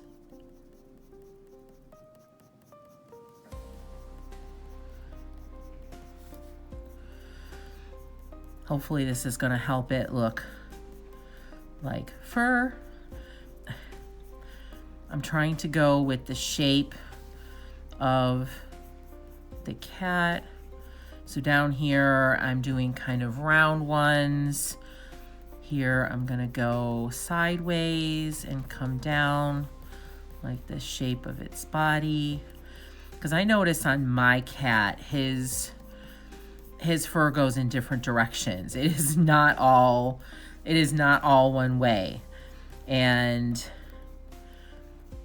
sometimes I'm petting him and I realize that I am not petting him with, I guess, the grain, or I'm kind of petting him against the way the fur really flows, and sometimes he doesn't like it. I don't know, maybe it feels funny, I'm not sure, but it did make me realize. So here is just how that looks right now. So now I'm going to come in with the 70%. And this one is a brand new pencil. So I just bought a bunch of new grays. I check my Prismacolors often, and when I'm low on a pencil or I only have like one left of a certain color that I really like or that I use a lot, I will add it to a list of paper and to a list on paper. And then I take it with me when I'm going like to Michael's or to my local art store. And then if I see them, if they're a good price, I will purchase them. Or if I have a lot, I will look on eBay. A lot of the sellers on eBay have discounts. Like if you buy 6 pencils, then they're all 20% off. Or if you buy 7 pencils, then they become 30% off or whatever. They have like discounts depending on how many pencils you buy. So I bought a lot from a couple different sellers on eBay.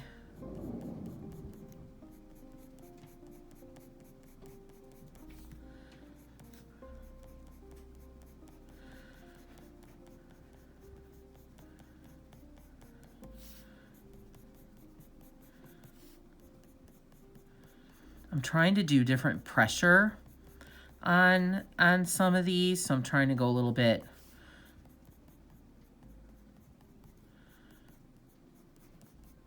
harder with some of them. Okay, so there he is with 3 colors. And now I'm going to finish up with the black. All right, I just need to find my black pencil.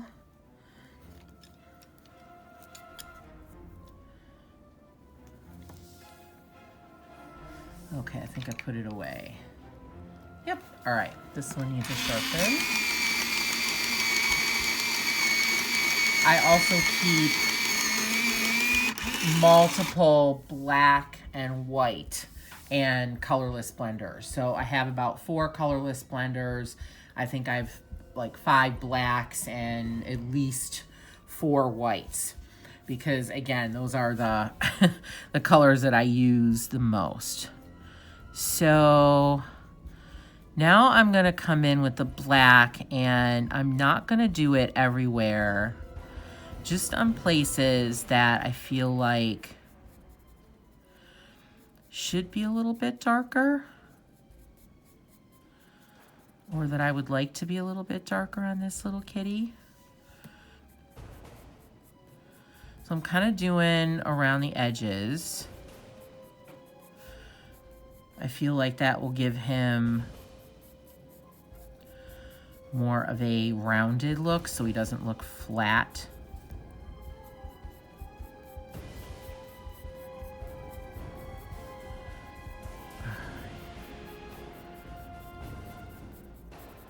Kind of constructing a little leg there.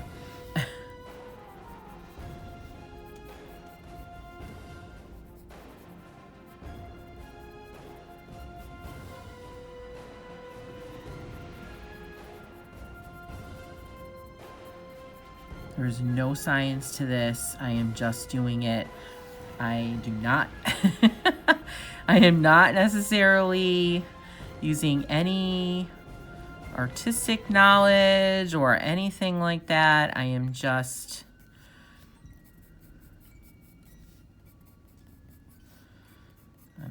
doing.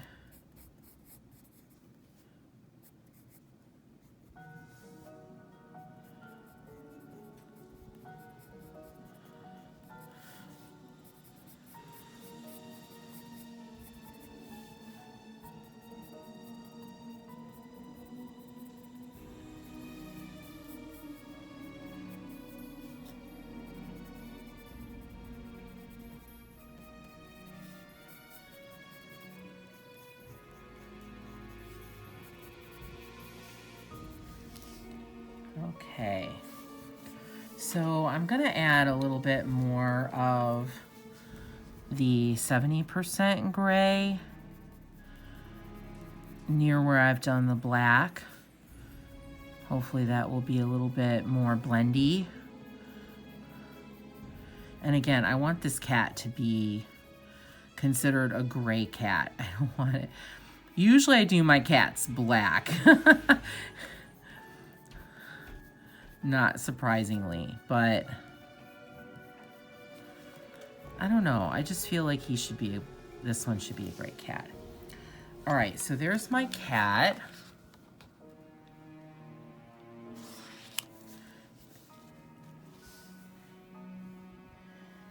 And I'm just gonna take a little bit of pink and put some pink in his ear.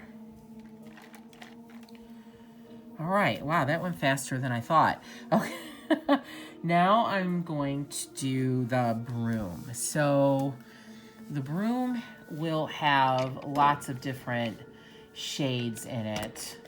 Oh, I'm sorry, my pencils got stuck.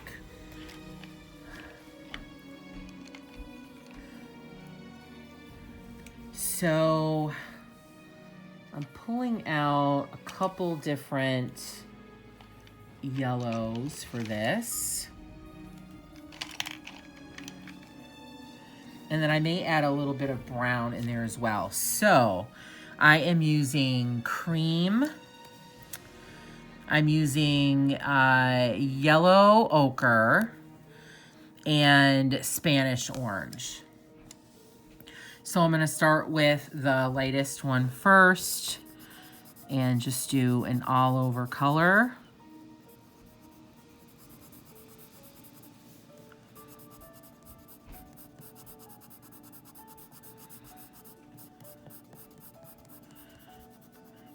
I'm just making it look more sketchy towards the bottom because the broom is not solid at the bottom and I wanna kind of keep that look.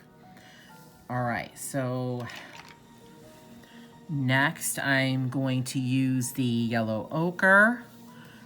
And no, actually, you know what? I think I'll do the Spanish orange first. I'll do the darker one.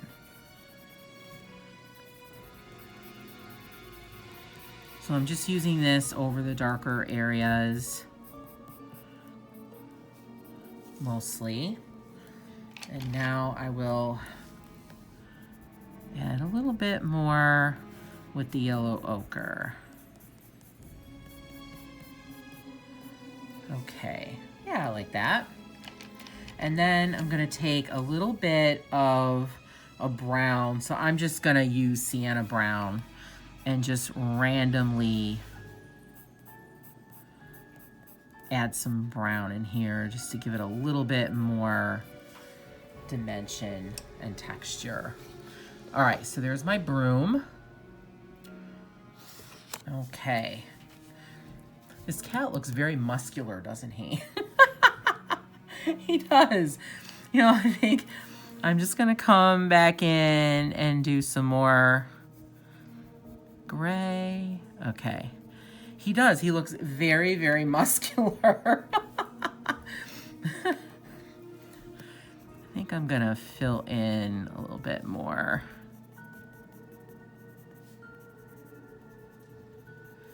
Especially on his face. Okay. That looks a little bit better. All right.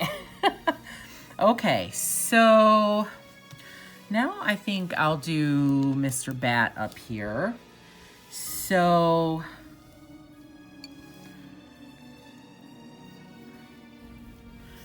I'm gonna do like his kind of arms, or the parts of his body that hold up the wings. I'm gonna do those in black.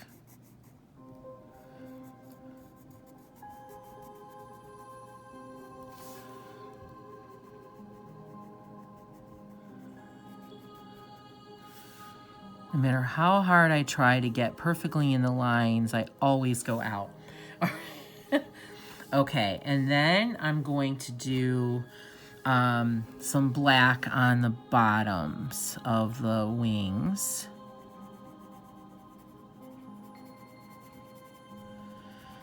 So then I can blend that in with some gray.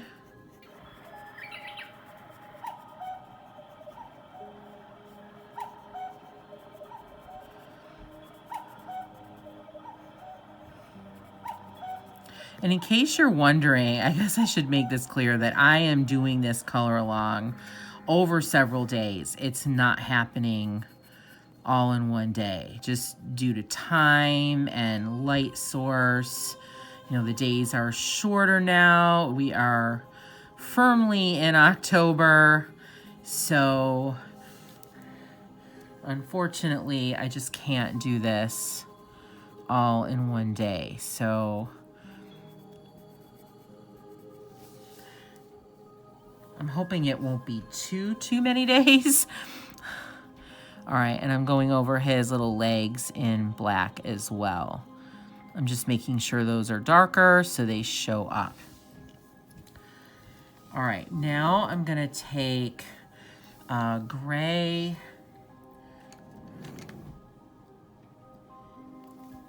and this one,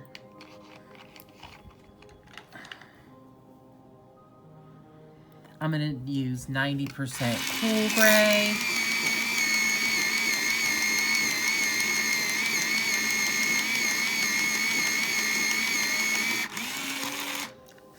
Sorry, I just need to sharpen that one. Sometimes, Finn, I don't know if you have a cat and you experience this too. Let me know in the comments if you do. But he likes to chew on my pencils. So a lot of times I'll pick one to use and it has no lead in it anymore because he has chewed it. So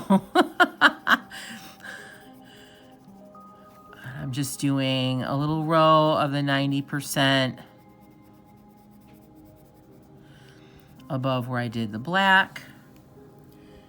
And now I'm gonna use 30% warm gray and fill in the rest of the bat.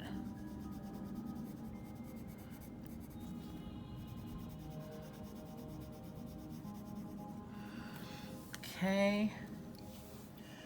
And now I'm gonna take a blender. And I color in different areas of my home, so I was coloring the other night on a table and I moved my blender over there, so I am pulling yet another one.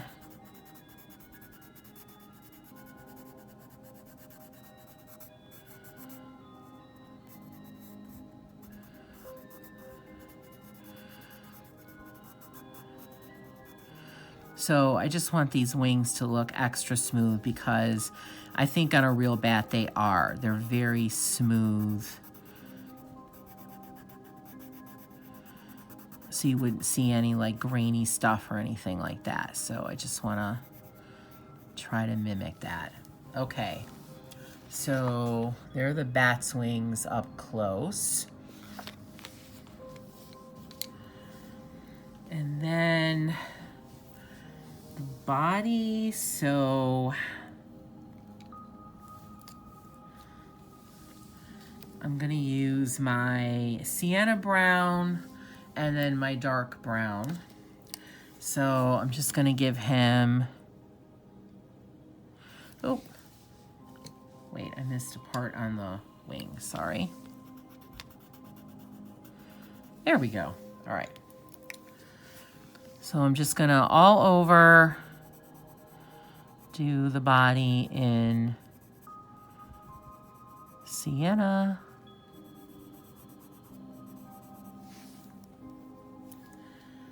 And now I'm gonna come back in with the dark brown and add some darker areas. So I'm going darker around the edges. Again, to give it a little bit, hopefully, the impression that he is round. All right, and that was super tiny, so it doesn't take a lot of time. And now I'm just gonna pull this is actually salmon pink, and I'm gonna do a little bit of that in his ears. I don't know on most animals that have ears when they are,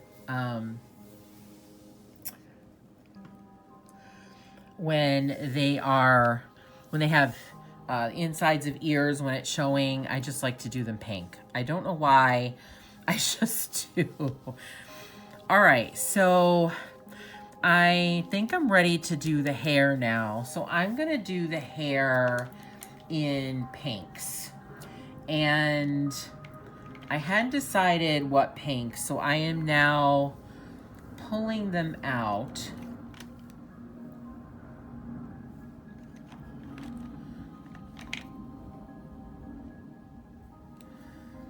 Because I hadn't really given it much thought, but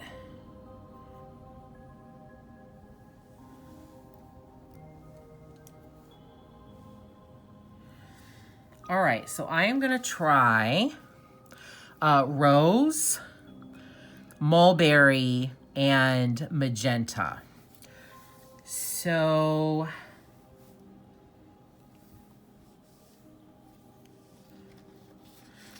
I'm gonna turn this over and just do a little tester on the back to make sure that these are what I want. Yeah, I think that'll look cool. Okay. I think the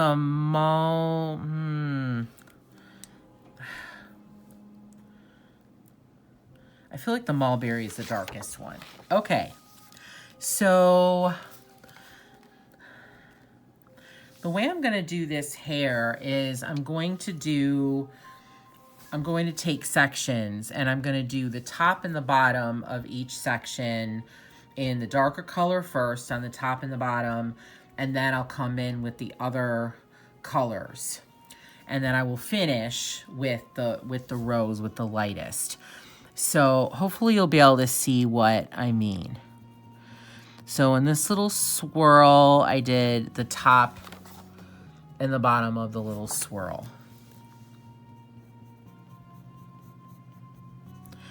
And I am doing like little flicks. I try to get it to look as much like hair as I possibly can. So I never color, hardly ever. I shouldn't say never, but hardly ever color just straight on hair. I usually do these little flicks. So here you can really see it clearly.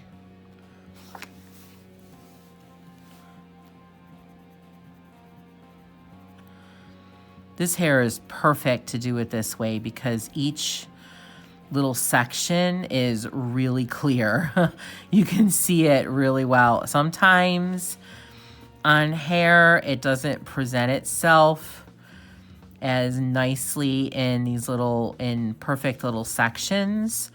So you kind of have to figure out where the top and the bottom is. But this is great. This is perfect. Now on this one, I did 3. So here I did the top, I did the middle because it's like a bendy, and then I did the bottom. And that'll give it more movement, as if there's like some shine on where the curl is.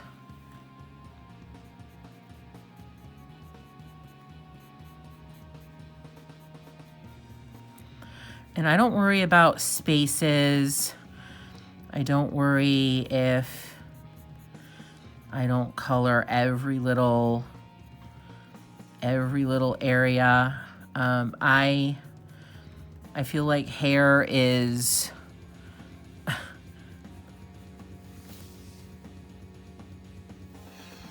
multicolored and has little shiny parts and shiny areas where, you know, it's more whiter or lighter. So I don't I don't feel like I have to color every single little area.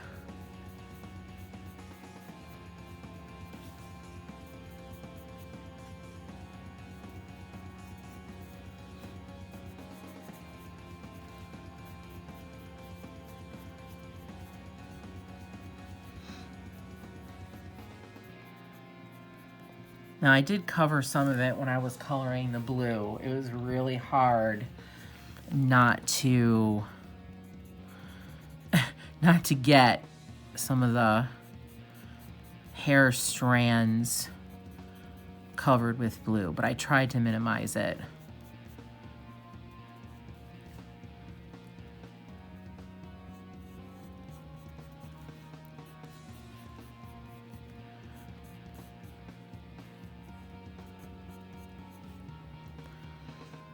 Okay, so I think I got everything the way I want it.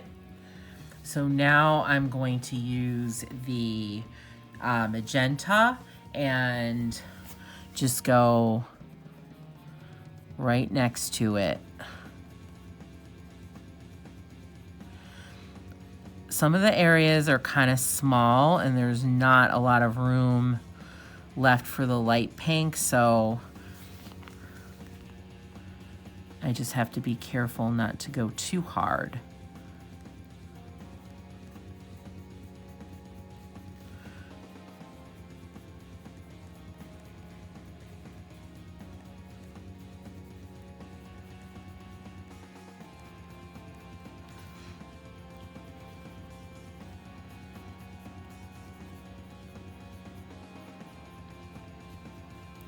So then the rest will be the rose color.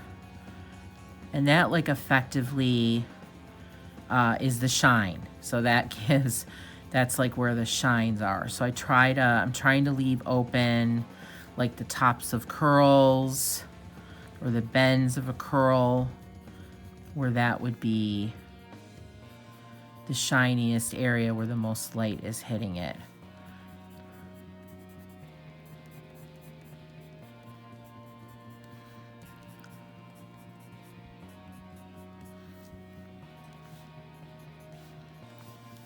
Okay, so that's it so far. And now I'm gonna finish up with the rose. So everywhere where I haven't colored, I'm adding the rose in.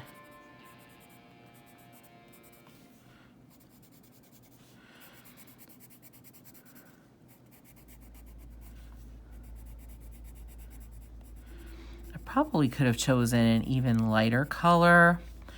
I don't know, maybe the rose is too dark.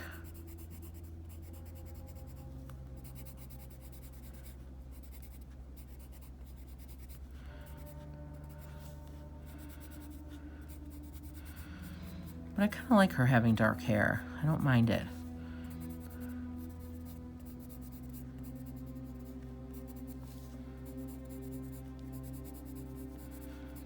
I'm surprised this came together very fast. I was thinking this was going to take forever, and it really hasn't. Okay, so there's her hair. It does look darker on camera than it actually is. It is not quite as dark. So now what I'm going to do is I'm going to take my black and very lightly go on the outsides of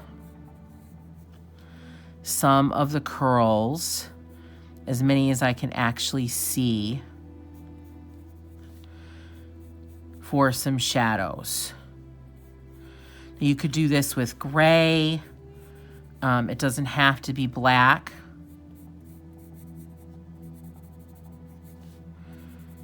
And I'm trying to make it thicker than just a regular line, so it does look like a shadow and not like outlining.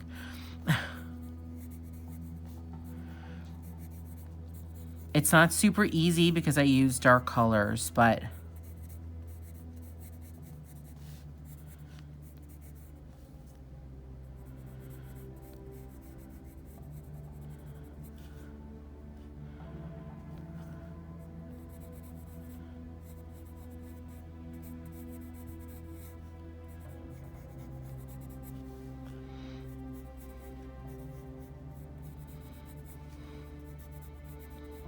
And then I'm also going on the outside of the curls that fall on her dress, so I can give them shadows as well.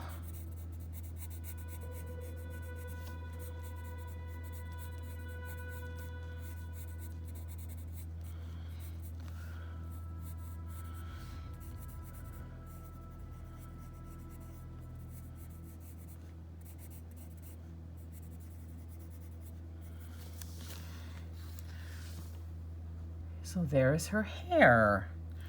Okay, I like that. I'm happy with it. I actually am. So I'm gonna come in with some white before I finish and just highlight some of these areas where there's a distinct bend or curl, just to lighten it up a bit. You definitely don't have to do this. It is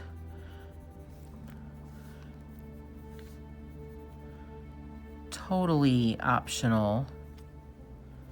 I think it just adds a little bit more, dimension. I'm not doing a lot. It's very, very subtle.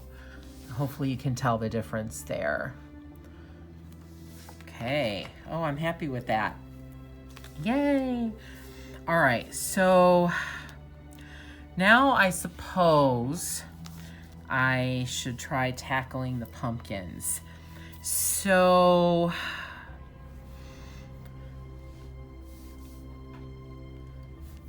I think what I'm gonna do is I'm gonna do these like inside little areas here first.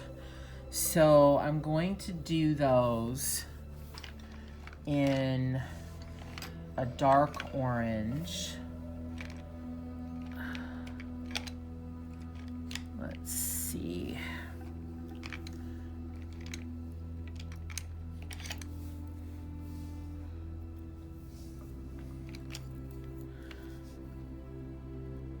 All right, so I think my vermilion is probably either vermilion or, let me see. Let me see if I like the burnt ochre better. It's kind of brownish. Okay, I don't really want that. All right, I'm gonna stick with the, this is the pale vermilion. And I'm gonna go darker on the top and the bottom, and then lighter in the middle.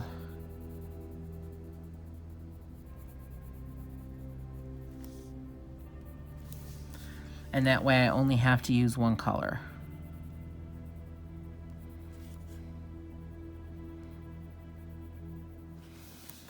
These areas are so small that it's very conducive for that. If you had a much bigger area, it would really be harder to do with one color. Not that it can't be done, but it's harder.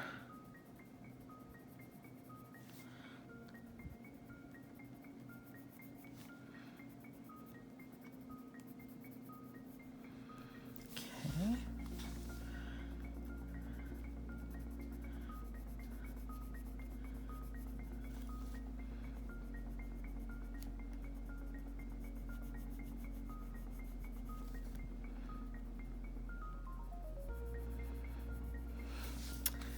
All right, so I was thinking about what I wanted to do with the insides of the pumpkins, and I think I want them to be glowing. I think glowing pumpkins is the best way to go. So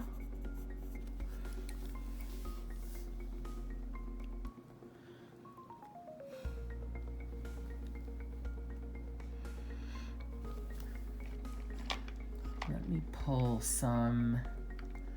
a couple yellow. So I'm gonna do a lighter one, a brighter one, and a darker one. So I'm gonna use yellow ochre and canary yellow, or just canary. So I'm gonna do all over color with the canary yellow, since it is the lighter of the two and brighter.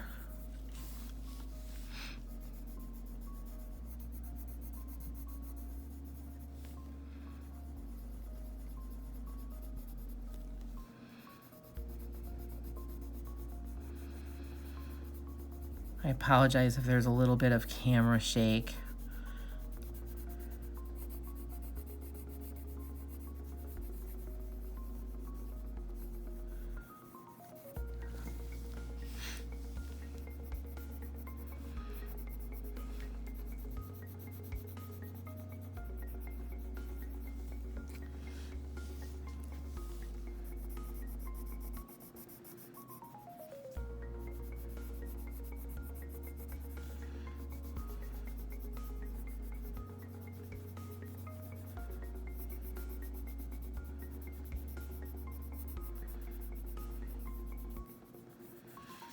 Okay. So now I'm going to add in some of the yellow ochre. I'm just going to give this a little sharpen.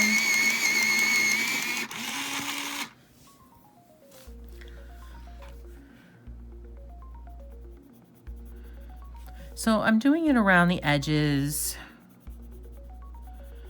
Again, there's no real rhyme or reason. Just giving it, oh, I forgot a place. Just giving it a little more dimension. And then I'm going to use some white in the center of all of these areas to make it look even more glowy.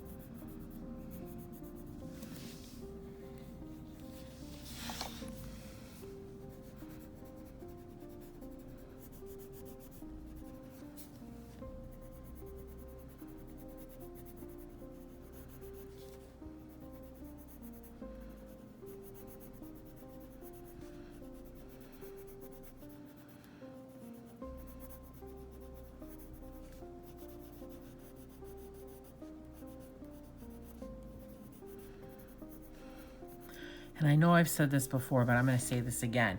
I love this paper. This Nina cardstock is wonderful. Now, I haven't really tried it with any other pencils other than Prismacolor and that one Crayola, which it worked really well with. So I do have some Spectrum Noir pencils, and I also have Brutfuner. The Brutfuners are oil-based, so I'm interested to see how those will work.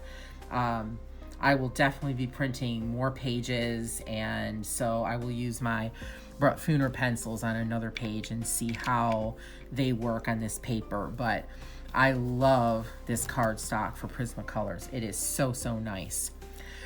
So now I'm going to use white, and I thought I left a white out. I guess not. Okay. And just add a little bit of white in the center of all of these. It's going to be very, very subtle. In some, you won't even be able to tell.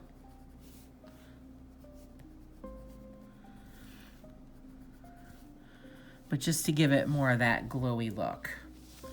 All right, so there are the centers of the pumpkins. So now I can work on the outsides. All right. So I'm going to do this one over because I am really not liking it. I am really unhappy with that one, to be honest.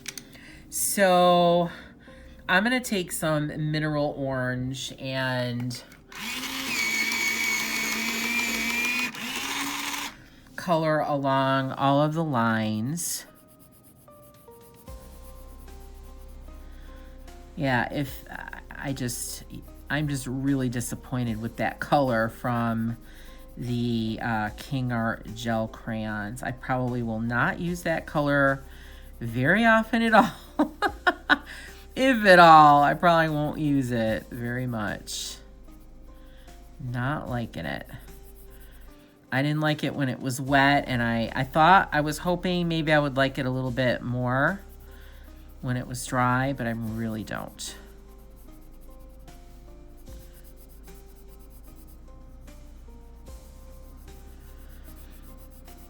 If you're like me, I am very particular about colors. There are some colors that I really like, and then there's others that I don't like. There's not much in between.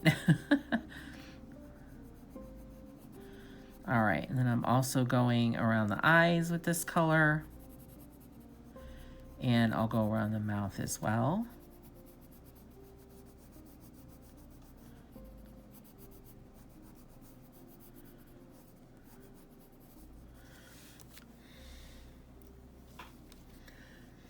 Okay, and now,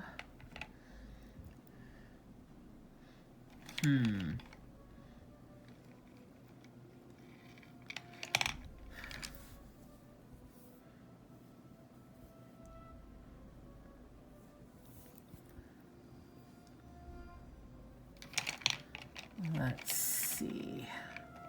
Sorry, I'm just trying to choose. All right, let's go with, oh, I picked another mineral orange. All right, let's go with just plain orange and just add a little bit in here. Just randomly.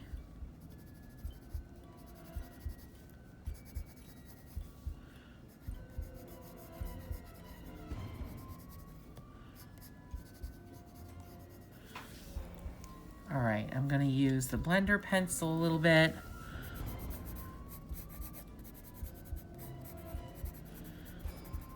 Smooth some of this out.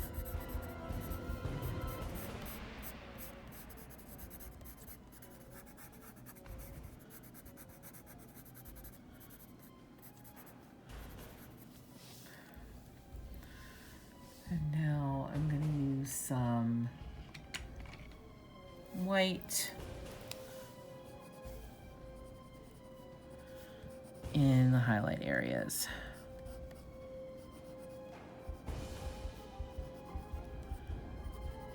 Okay, not my favorite pumpkin, but it'll work.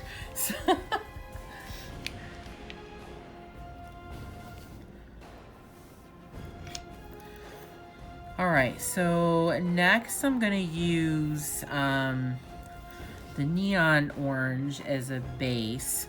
Oh my gosh, I just realized I totally forgot this one. Oh, how did that happen? All right, here I go. See, again, you know, you think you have everything, you're doing everything perfect, and nope, not even close. All right, so let me do the insides. Yipes. I don't know how I missed that one. Luckily, these are pretty small, so it's not a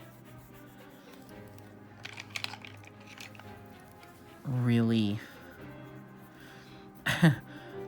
time-consuming or distracting thing to fix it. Okay.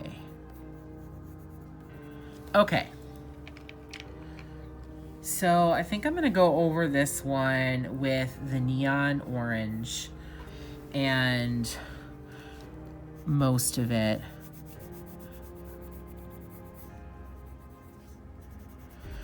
Because this color I used was kind of pinky, and this again was a gel crayon. So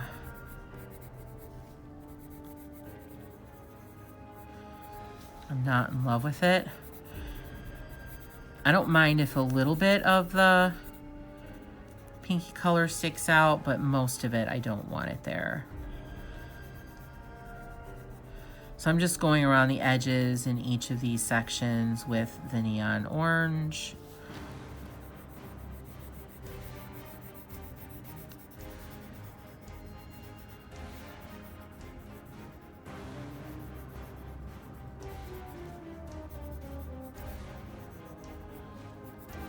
And around the eyes and the mouth.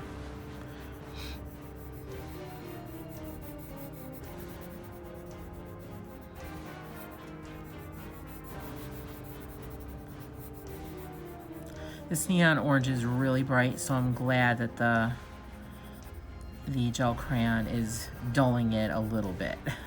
I think if I were doing this on the white, it would be much, much brighter.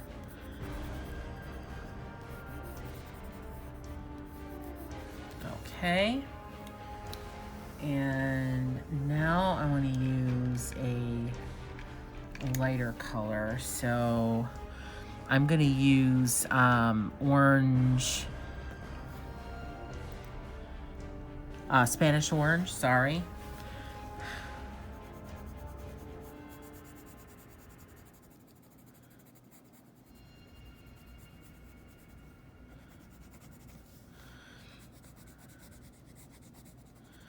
It's a very different shade and color than the neon, but I kind of like it.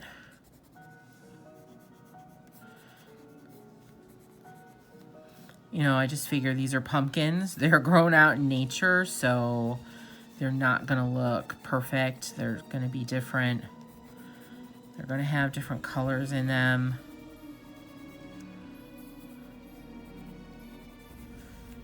Okay. And now I think I'm gonna do a yellow over all the other areas. This is the canary yellow once again.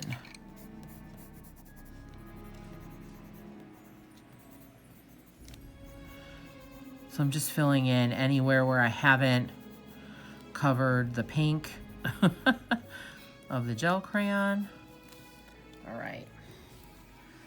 So I'm just quickly gonna blend this together a little bit.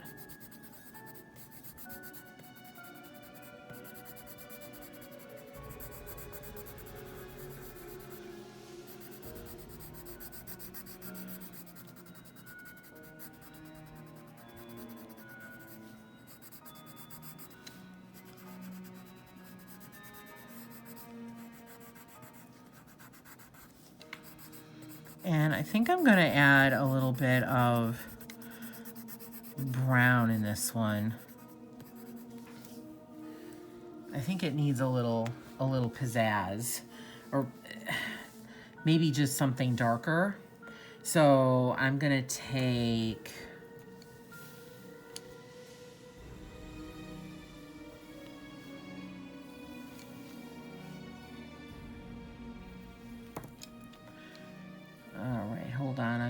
I'm gonna take my dark umber and just around the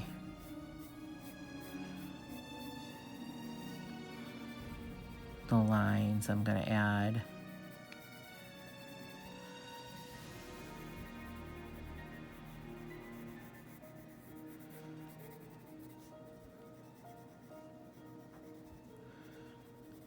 some dark umber. I am gonna blend it, so if it looks a little sketchy now, I'm not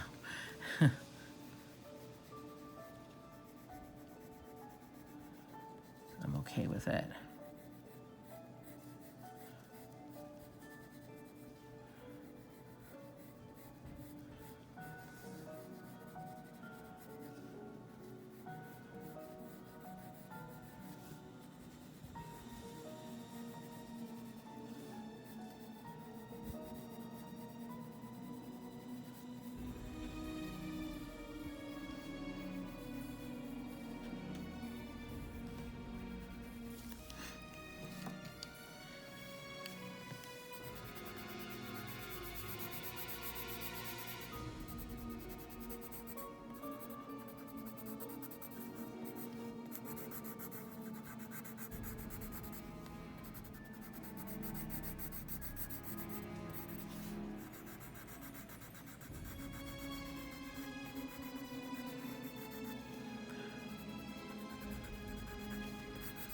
And this paper does hold up quite nicely to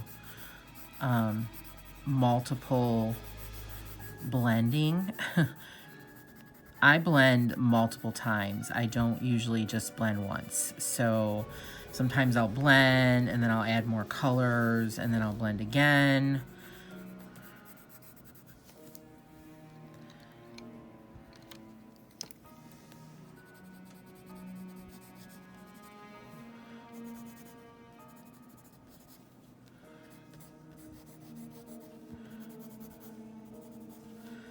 This one I'm really making look multicolored. All right.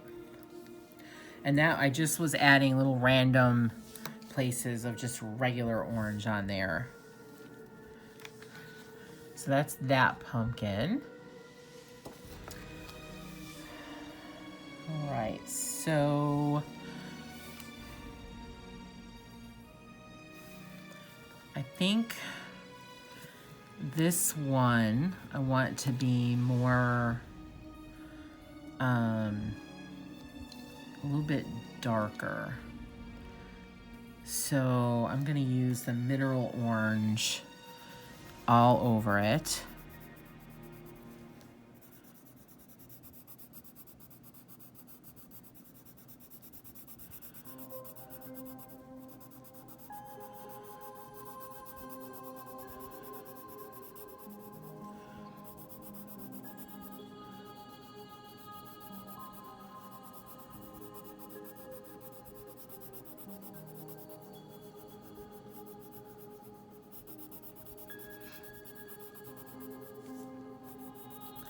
Today has been a really lovely day here.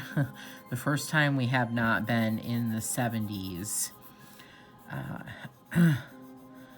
in late September and early October. It's been really warm here. So today we've been at like 65, mid 60s, and it's been super, super nice. No rain. Just a really nice fall day.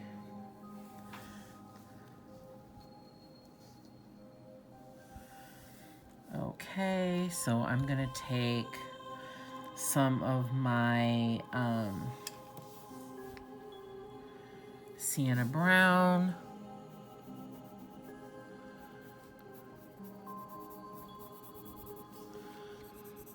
I'm just doing the top right now.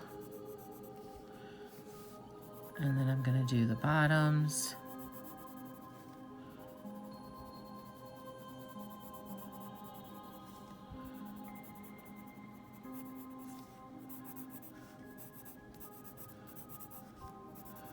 And just some random areas.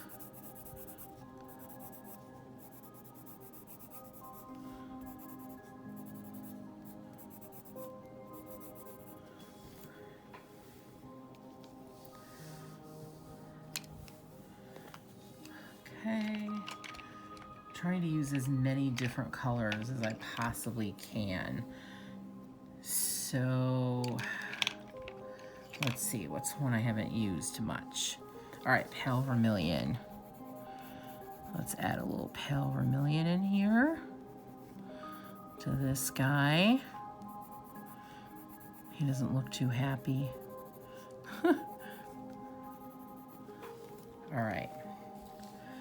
So now I'm gonna blend him.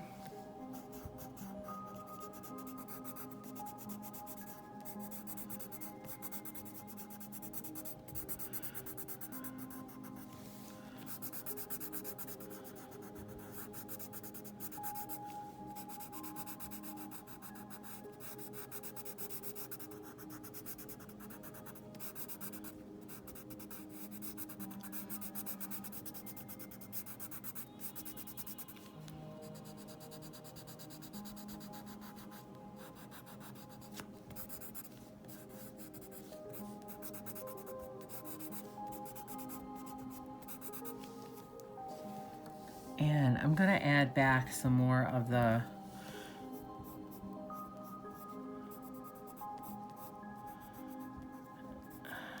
sienna brown and just make it a little darker. to darken it up a little bit.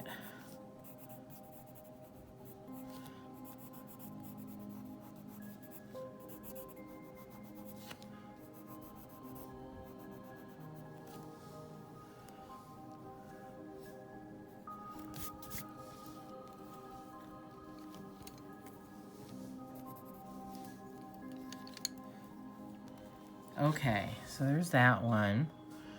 It looks kind of similar to this one, actually. I didn't intend that, but that's the way it turned out. So now this one is going to be orange. I think this one looks the most like a regular traditional jack-o'-lantern. Oop.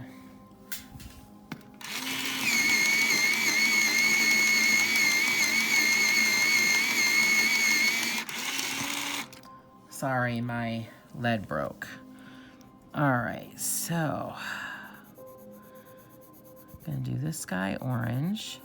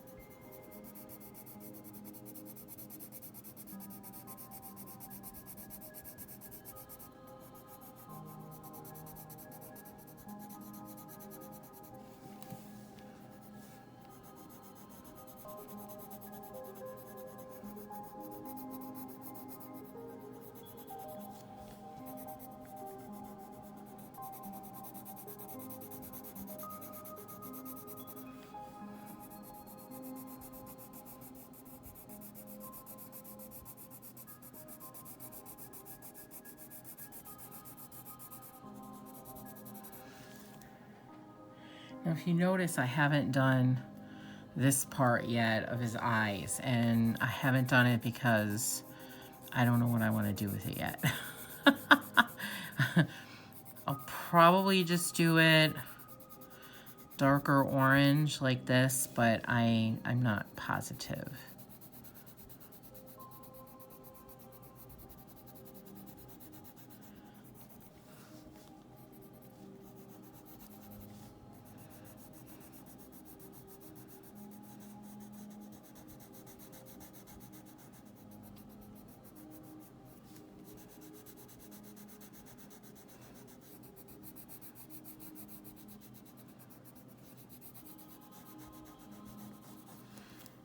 All right.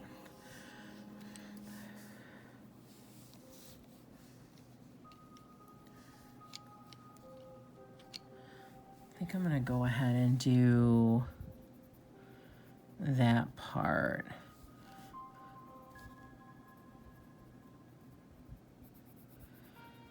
Yeah, it's okay. All right.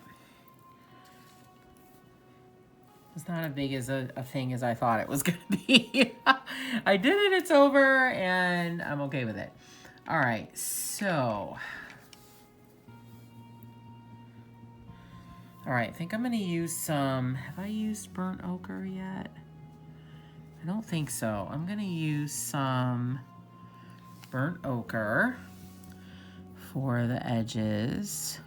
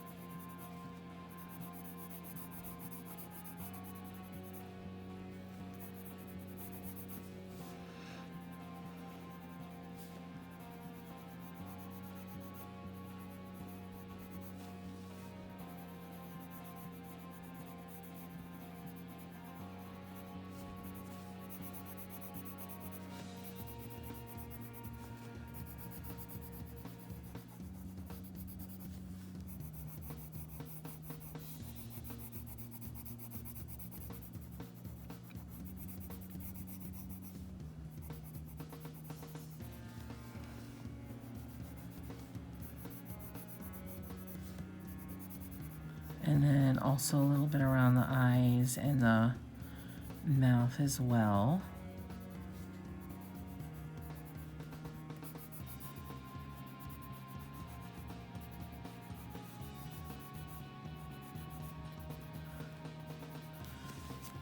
Okay.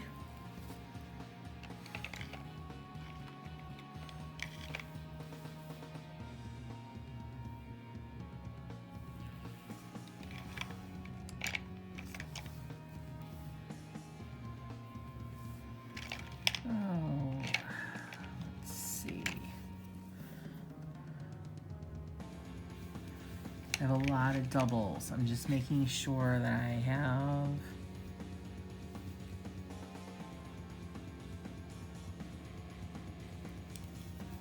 used everything that I have. Let's see what this one is. Okay, I think I've already used Sunburst. All right, let's go with Yellow Ochre. And I'm gonna add that to just the centers.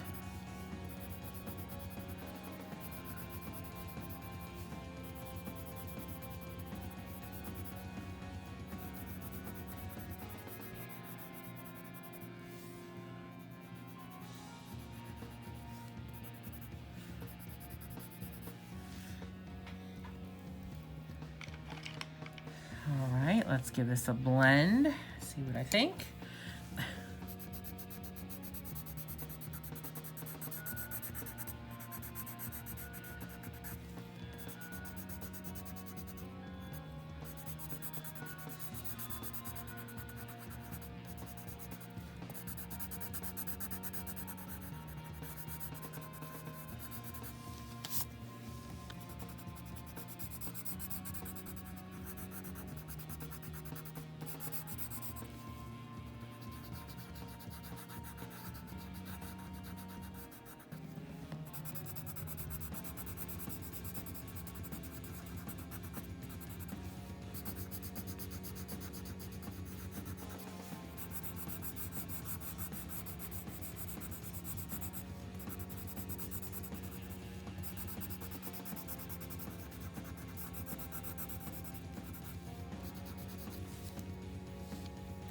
And now I'm gonna use some white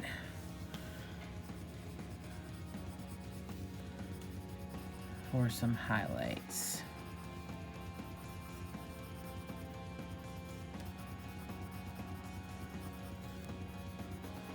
It's very subtle.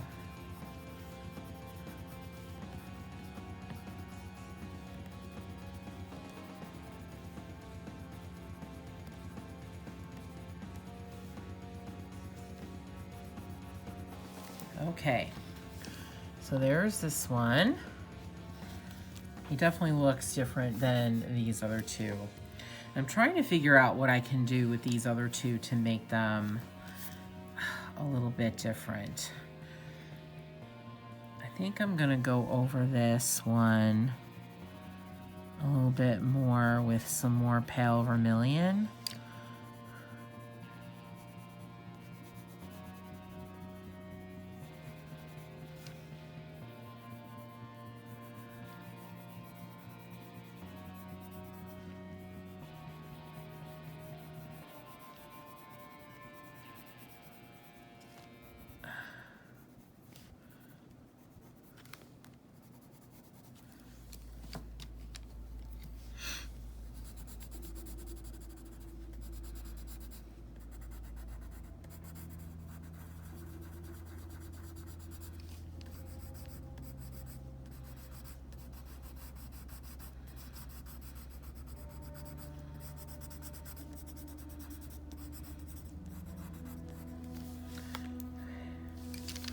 I think that did, oh yeah, that did make it a little bit brighter than that one.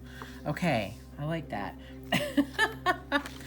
All right, so this one, I'm gonna add a little bit more yellow to it. As I've been looking at it,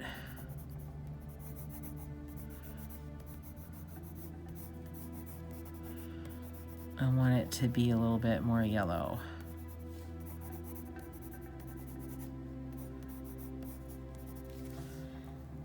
All right, I don't know how much that helped. Maybe it helped a little bit. Okay. All right, and then now this one.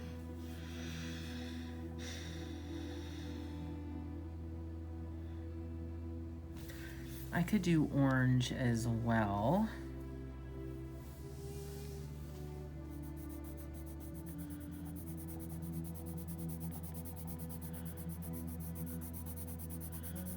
Because he's a pretty traditional looking jack-o'-lantern, like the other one.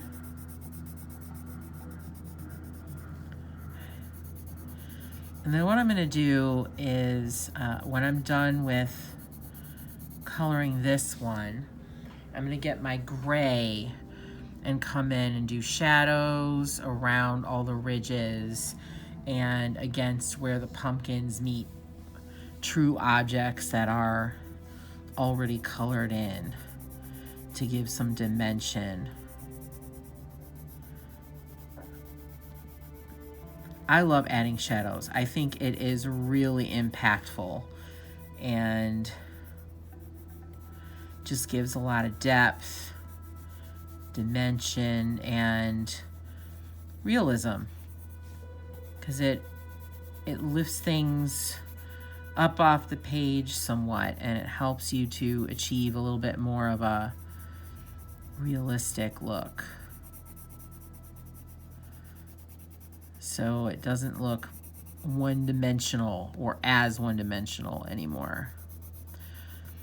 And I know I've said this before, but if this is maybe your first color along, or you're just getting into my videos and just starting to watch them, I'm not a trained artist. I did take art in high school, and I think I took one art class in college, but I am definitely no expert, and I do not understand or have a grasp of shadows or anything like that. I just do what I think looks good.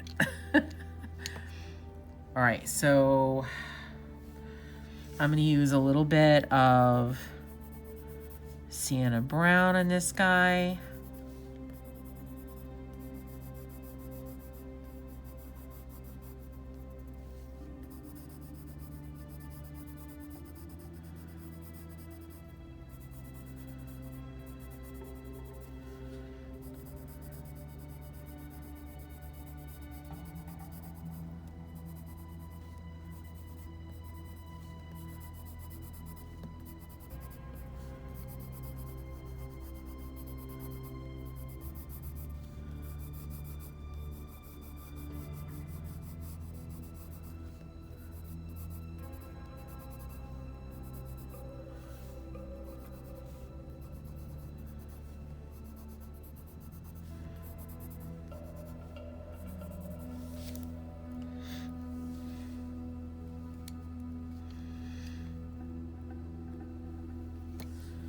And some mineral orange.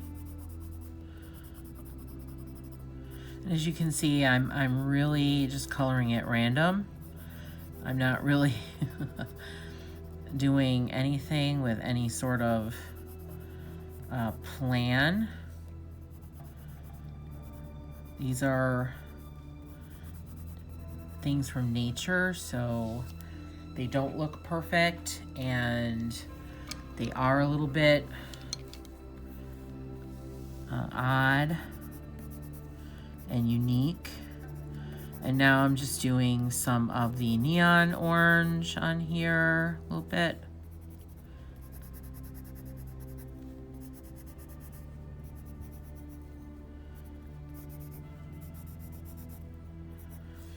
Okay. And now I'm gonna blend.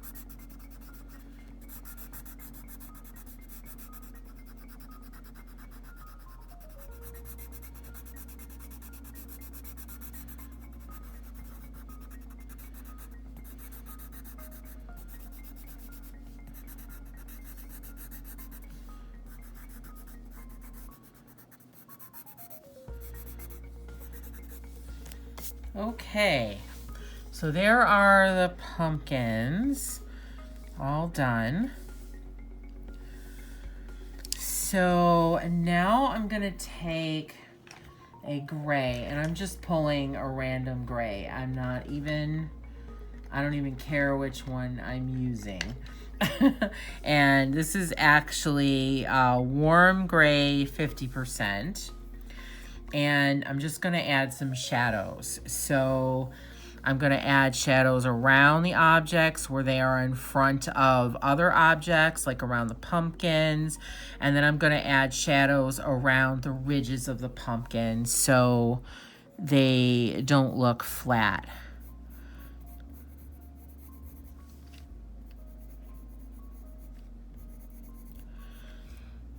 I do this really, really lightly. I try to go with a very light hand. You can always add more if it's not enough. But it's really hard to get rid of it if you put too much. And again, I am not a master of shadows and light sources and all of that. I just do what looks good to me.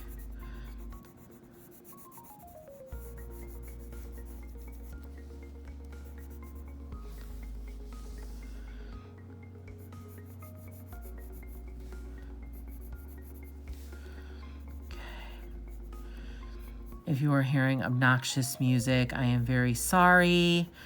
We have some people in our apartment complex that think they can play the volume of the music in their car as high as they want and not worry about anybody else.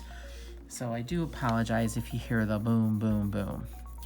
Hopefully they will be leaving soon. All right, so... And I try to vary the thickness as well as the darkness to kind of show, okay, this one's a little bit further. So like if your shadow is thicker, it means that the item is a little bit further away. And you can indicate that with darkness as well. So that one I made the shadow pretty dark around him.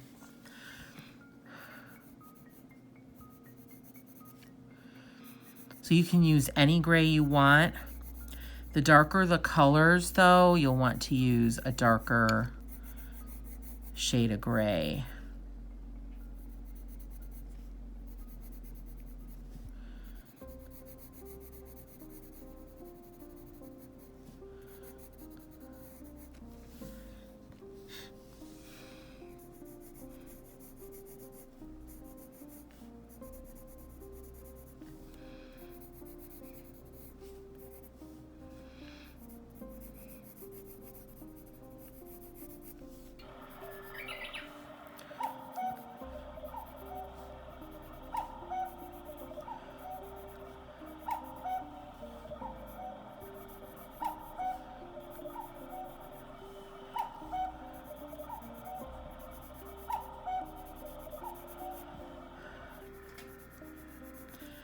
I was hoping I'd be able to finish today, but I'm not going to be able to do that. I'm losing my light, so I'm actually having more light than I thought I would, so...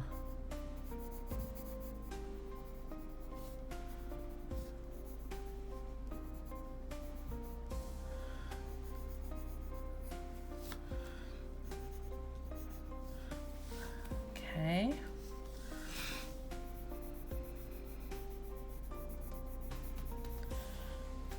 So underneath this cat, I'm trying to make it a little thicker to show that the cat is bulkier and has more impact on the the pumpkin. Okay. Same here. I'm making this one a little thicker.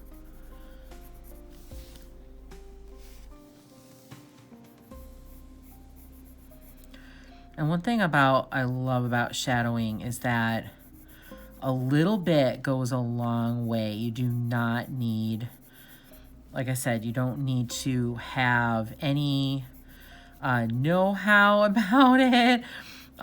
You can just do what looks good to you, and it really makes a difference. So just see how these are popping, and this one without it doesn't look as good. So it really makes an impact. And I'm just using really light pressure. I try to use really light pressure and go really light, so that way if I do make a mistake and I do, you know, don't like something that I put in here, you know, I don't like one of the shadows that I do, I can erase it. I do try. But I really strive to not have to do that. Sometimes I'll use the blender pencil too, and I'll blend it out if I do something wrong or I make it too dark.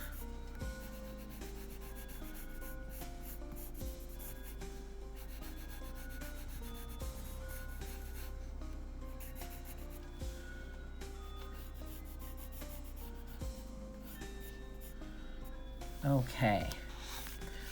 So there are the pumpkins. Yay! Oh, I like the way they came out. They don't look as different in coloration as I guess I wanted them to, but I do actually like them. Okay, so I think what I'll do is tackle the green leaves, and then that will probably be all I'll be able to do with the light that I have left. So, all right, let me clean up some of these. Let me take 2 seconds and just get some of these oranges out of the way. Although I will be using them again because I probably will add a little bit of pops of orange in, but my area is just getting too cluttered. Okay, so with these green leaves,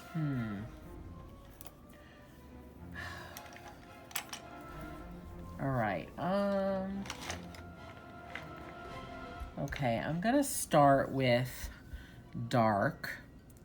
So I'm gonna use some olive green around the veins. So in the center of the leaves, I'm gonna use olive. I don't know, I like olive green. I feel like it's for coloring anyway, I feel like it's just a really pleasant color, and I think it adds a lot. Now, as far as wearing olive green, not so much, but I don't know if I really have any olive green clothing. I think I have one pair of olive green pants, and I don't wear them all that much.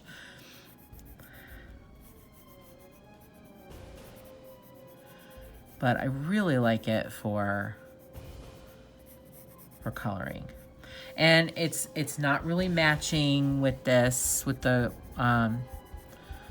green gel crayon that I used, but that's okay. These are nature, so the colors are not perfectly matched. They're naturally occurring, so it's okay. That's why I'm not really worried about being matchy-matchy on this, because everything is from nature, and things in nature don't always or usually match.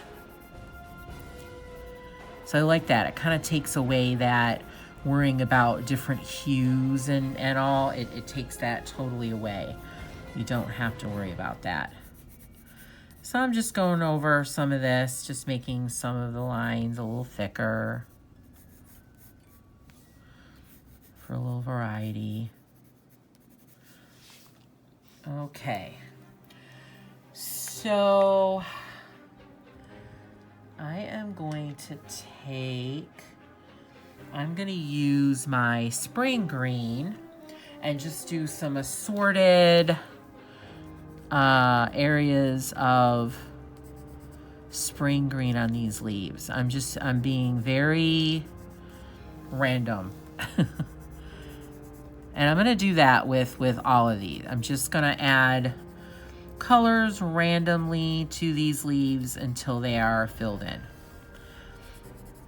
I don't normally color leaves this way, but I feel like fall leaves, they just have, they're multicolored, and I can do this. So this is not something that I normally do, but actually I'm hoping it turns out well, so it is something I can do on a more regular basis. All right, I think I got all of them. Okay, so now I am going to add some red, and I'm using, I think it's the Crimson red. It is, what's the color on this one? 924. So again, I'm just gonna add in some of the red. I'm kind of doing this along the edges more, like the edges of the leaves. And I am gonna blend because some of these areas are gonna look a little sketchy and not finished. So I am gonna do some blending.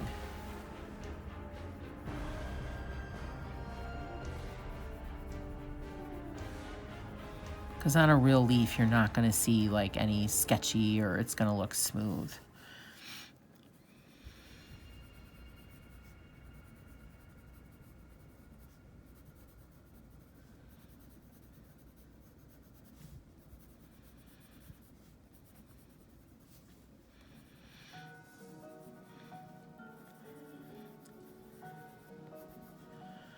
So I like that on this page, I'm trying to do some different things. I'm trying to color a little bit differently than I normally do. I try to push the boundaries, try new things, learn new things, use colors in different ways. I really try to, because I think for me, coloring gets stagnant if you don't. So it really is helpful to just add some different things in there. All right, so now I'm going to use pale vermilion and do the same thing.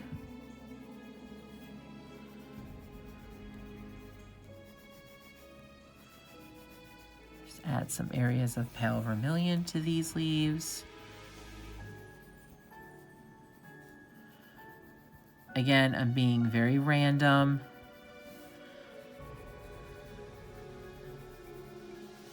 They probably look really awful on screen now. You're probably going, what is that mess? What are you doing? Yeah. Hopefully it will turn out the way I have it in my head. So we'll see. All right, and the last one is yellow. So I'm just gonna add some yellow.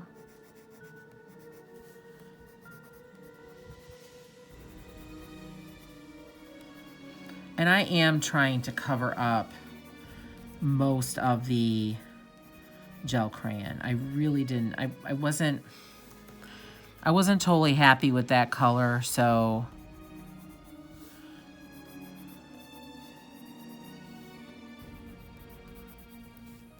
I like the way they work. I think the Kingart gel crayons are fine, but as far as the actual colors, I'm not super happy with them. All right, so for now, I think that's good, and now I'm just gonna blend.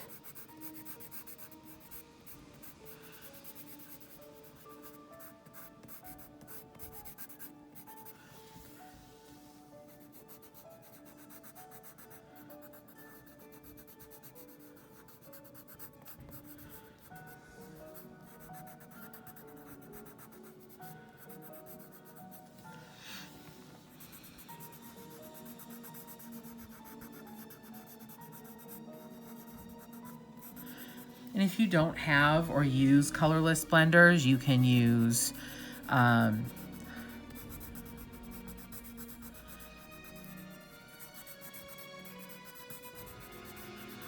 the liquid ones. There's different kinds.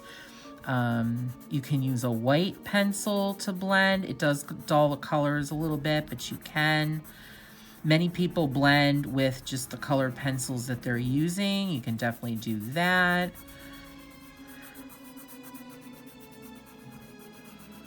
There's lots of different ways to blend. You can use a blending stump. I don't like those.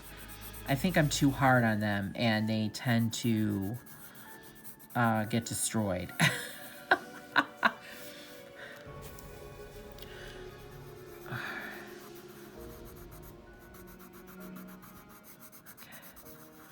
I would love to know what you think of these leaves and the technique I used in the comments. So let me know what you think. You can be honest.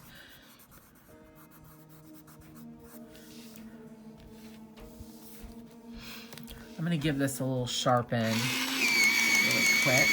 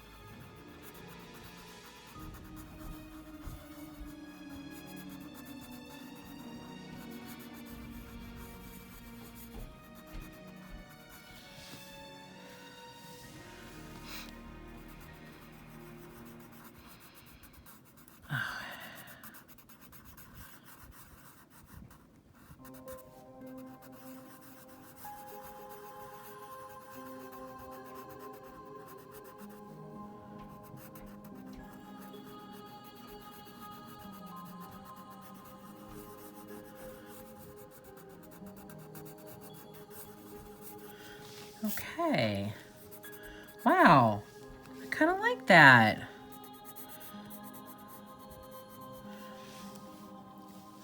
I really like, they look very multicolored. I really like that. So I just want to add a little bit of a very dark green. So even darker than what I used.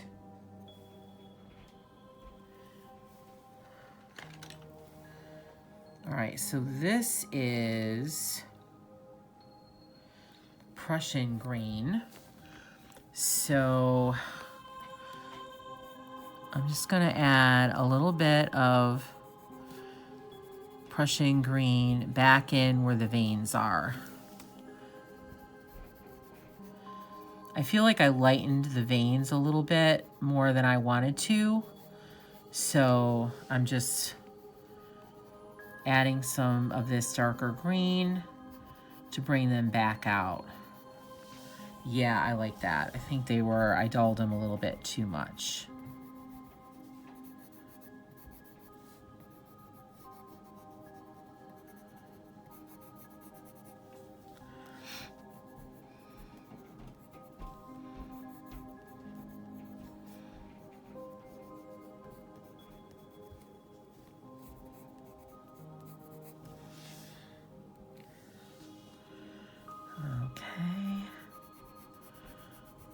Going to add a little bit more to one side to help the leaves look a little, I don't know if I want to say folded or I guess bent. Just emphasize that part of it. Okay. Yeah, I like that. Ooh, I really like that. So now I'm gonna take some yellow chartreuse and just add a little bit more onto the very edges. It's not really going to show up too much, which is fine. It doesn't really need to, but I just want to tinge on the edges of the leaves.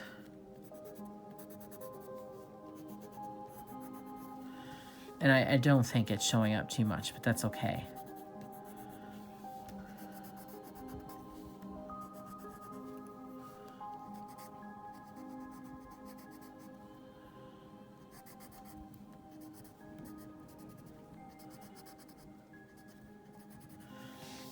Okay, I think the leaves are done. So let me show you up close. I think they look very realistic.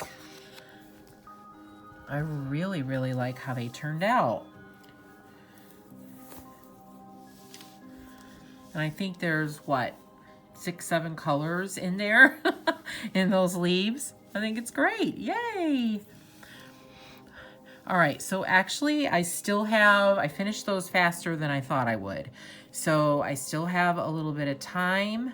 So I am going to take a dark green.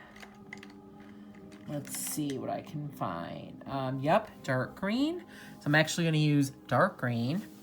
And I'm going to color all of these skinny leaves. I don't know how far I'll get with these. The light is rapidly diminishing. And I don't want to turn the lights on because it makes it just so shadowy. Some of my book flip throughs I did at night with the lights on, and the shadows are just so bothersome to me, so I can imagine how they are to look at. So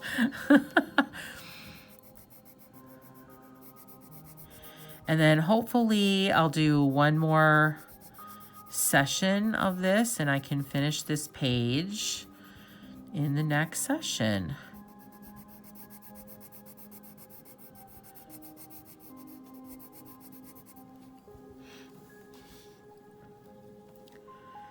I think I've said this multiple times. I am super enjoying coloring this page.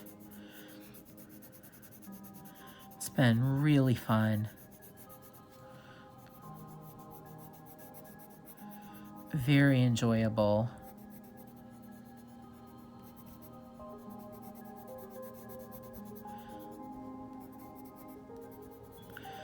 I may even print it up and do it again.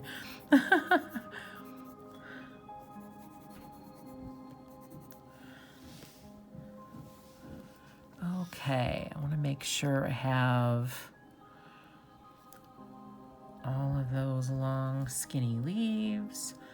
Oh my gosh, I just realized I left out 2 of the colorful leaves. All right, I'm not going to worry about those now. I will do them off camera. What is it, like the 3rd or 4th time I've missed something? All right, I think I got that. Okay, so I'm gonna blend that out.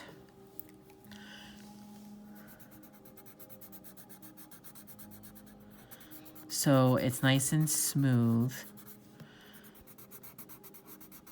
I am not sure what other color or colors I want to put on these long skinny leaves. I have not decided yet.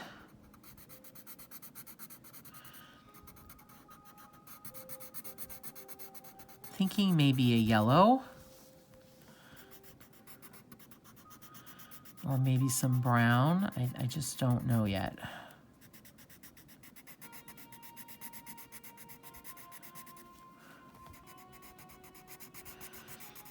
But this way it'll give me a nice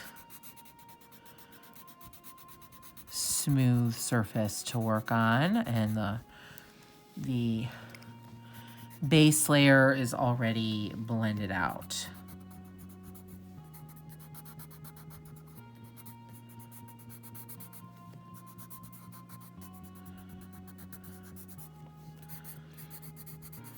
Okay. So,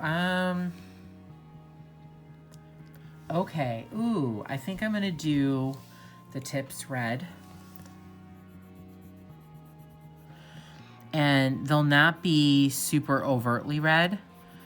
It'll be hard to tell it's really red, but I'm using the crimson red again, the same red I used on those on the other leaves. Okay, that is really subtle. I don't know if you can even tell.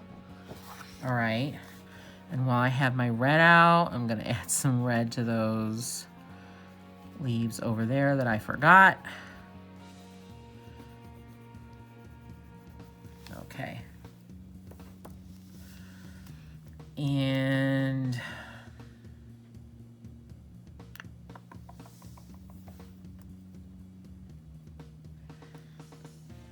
you know what? I'm gonna try white for the veins.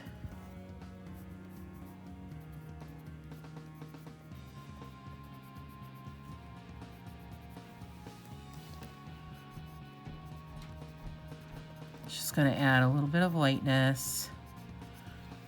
It's a little subtle, you know, you don't really see it. I don't know, you might not be able to see it. I'll show you in just a second up close. Okay. Yeah, that's all I think I'm gonna do with those. That went fast too. All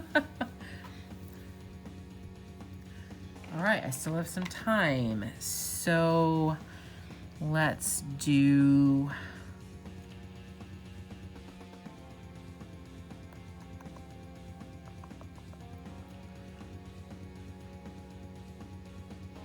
let's do the pine cone. All right, there's only one. So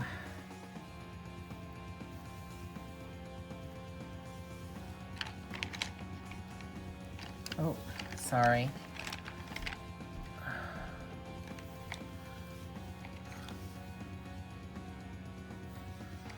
All right, I wanna try to find my sepia because I think that will be a great color. I have picked up 3 colors so far and they've all been dark brown. I guess that shows you how much I use dark brown. Like all the time I made sure that I have plenty of dark browns.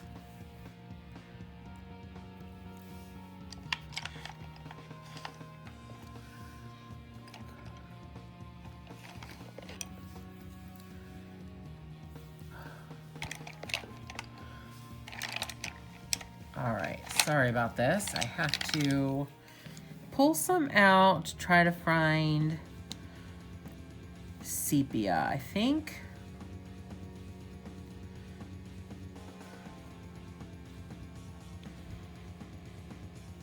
Wow, do I have a lot of dark brown and a lot of dark umber?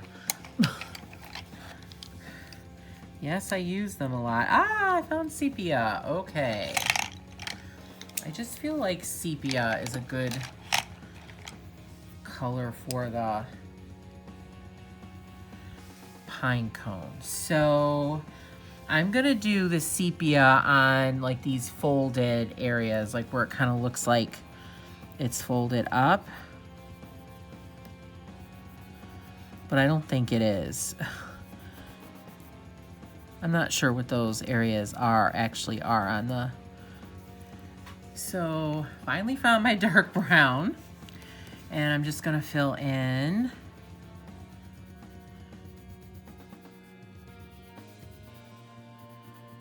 the rest of the pine cone. I'm going lightly here because I'm gonna add some darker areas.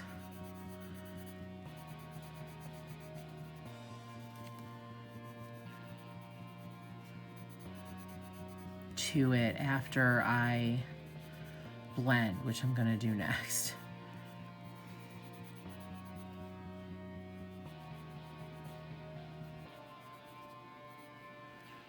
Okay, so now I'm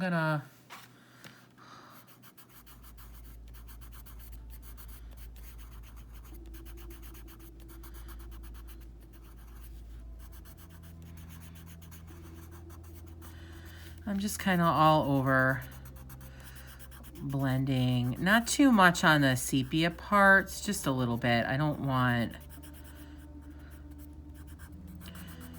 really need to blend those too much.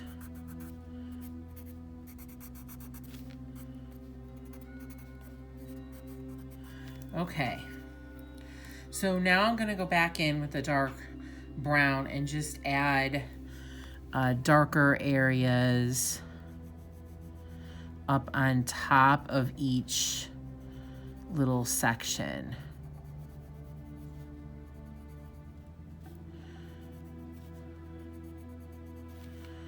And this just gives a little dimension. Hopefully it adds a little bit of roundness to it, so it looks more like each individual little area is round. So you can see how that looks. It's subtle, but I think it does its job. And then I'm gonna add a little bit of white in the middle of some of those sections to lighten them up a little bit. Again, just give them a little more dimension. So I just did a few. It's not super visible, but it does help a little bit when you're looking at the whole pine cone. Okay, so next there are these little like berries, and they are really small, so I'm just going to do them with jelly roll. So I'm gonna use the red jelly roll glaze. This is the same red that I used on the little band for the broom. So I'm just gonna color in all these berries with the gel pen. It's just much easier. They are so tiny. There's not really a whole lot you can do with them as far as adding dimension or anything like that. So I'm just gonna color them solid.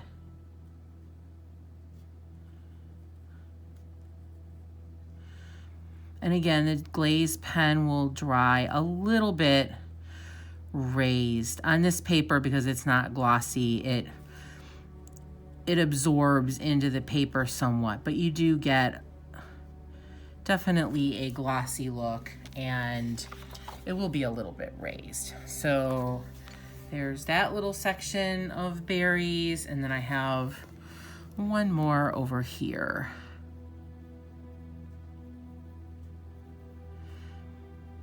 I actually like sections and parts of a page that go really fast and simple like this. I love coloring, but just as a general thing, as a general character trait, I am very impatient. And with certain things, I really don't like to hang around and wait for them to be finished or whatever. All right, and that is the other section of berries. So I'm gonna stay away from that so that can dry appropriately. So now I am going to work on the leaves. I've been putting this off, but now is a perfect time to do them because pretty much all I have left to do is leaves on this page. So I am going to do the curly cues first. And so I'm pulling out one of my gel pens. And I'm just seeing if that is not a dark enough brown. All right, I might have to do it over in pencil because I do want it to be dark brown. All right, I have one more to try, although I think this might be the same color. Oh, it is a little darker. Okay, this one works. All right, so I pulled out another jelly roll. This is a metallic. This is the metallic brown, I believe. So I'm just gonna go over these little curly cues with this brown metallic pen. And this is actually kind of a sepia, I think. It's not like a warm, regular brown. So I kind of like that because I feel like these vines usually are a little bit of an off brown or like a sepia. They're not like totally brown. All right, I think I got all of them. Let me make sure because I've been missing stuff. So, all right. That will dry much quicker than the glaze one does. All right, so I want to do these leaves in a bunch of different greens and oranges and reds. So I'm gonna start out with the reds and oranges because I want most of the leaves to be red and orange to signal fall. So what I'm gonna do in each section is I'm going to do the bottom a little bit darker and then the top of the leaf lighter. So I'm gonna use more pressure on the bottom of the leaf and then ease my pressure as I go up.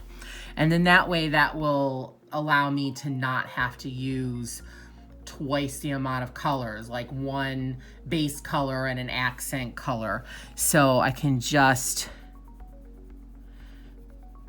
use fewer colors. So there's the first one I colored. So you can see I did the bottom darker and then I let up the pressure and colored really lightly on the top. So that's how I'm gonna color all of these leaves. So this first color that I'm using is the pale vermilion. Really, really like that color. I think it's one of the prettiest oranges in the Prismacolor set. So I'm really gonna try to do these randomly. So some areas I might put two together.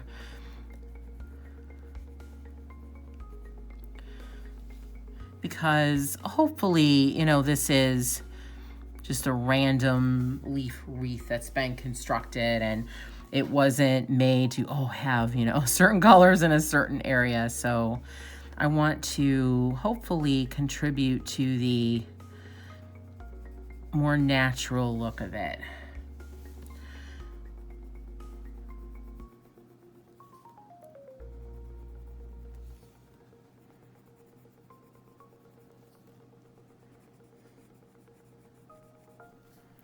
So today is the third day that I'm working on this page and hopefully the last. Hopefully I am finishing it. I should be able to. I still don't know what I'm gonna do with the background, if anything. So as I'm coloring leaves, I'm thinking about the background. So that was the pale vermilion. So now I want to do a few in pumpkin orange. The pumpkin oranges is more of a spicy color. And I would say it's a good bridge between orange and red. And it's darker, so I like that.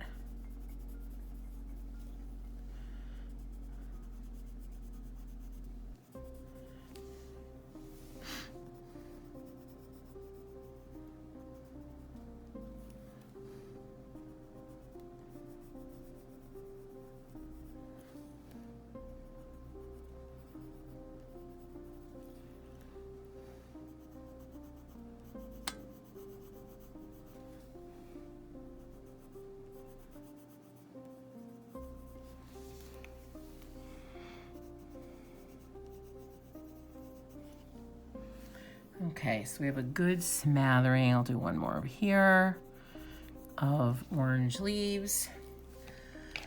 So now we're gonna go to red.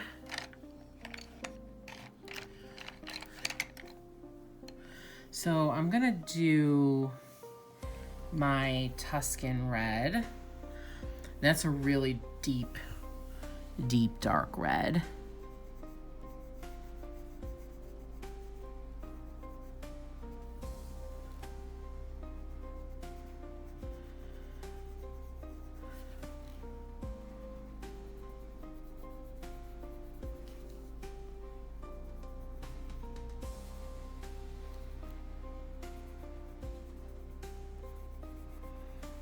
I'm trying to vary it a little bit. I'm trying to make some of the leaves where they have more dark area and others where they have less.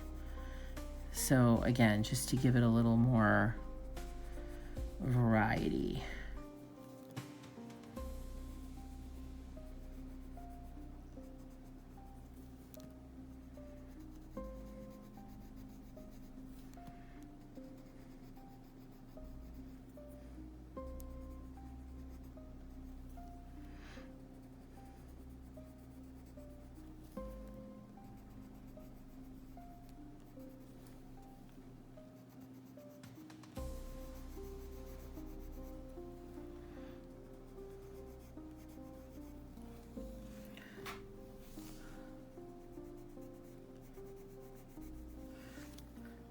Okay. Now I'll do a few lighter ones. So I'm gonna pull out Crimson Lake. This is one of my favorite, my favorite reds. It's lighter and brighter than the Tuscan red. I'm just gonna do a few of these in here.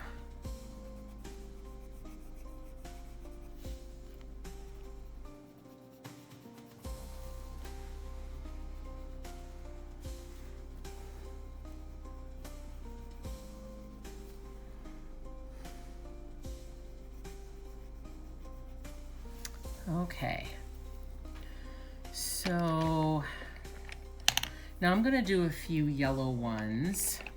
I'm just gonna use one shade of yellow. I am using the Canary Yellow.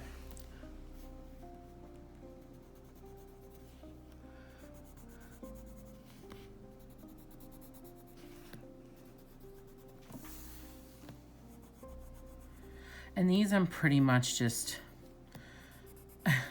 coloring the same. It's really hard to do a little bit darker and a little bit lighter with yellow because it's such a light color. So I'm just coloring these leaves in.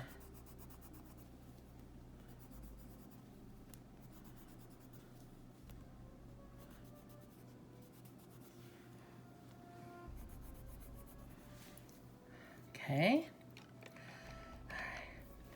Now I'm gonna do brown. So I think I'm gonna use dark brown. I'm just gonna stick with that, I think.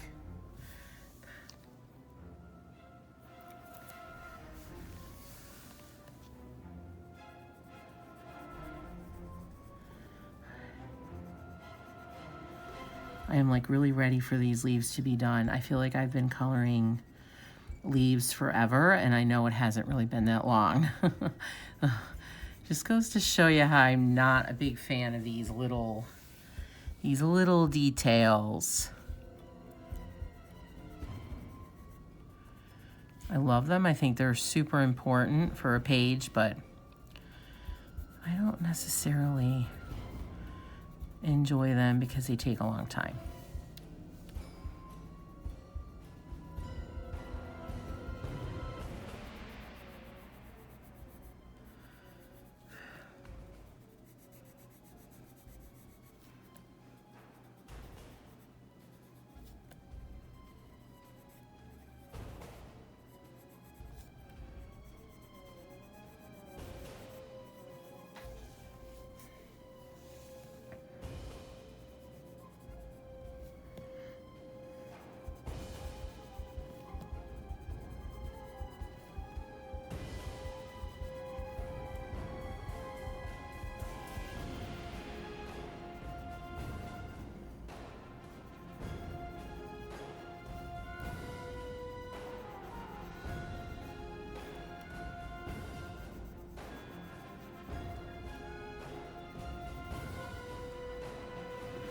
Okay.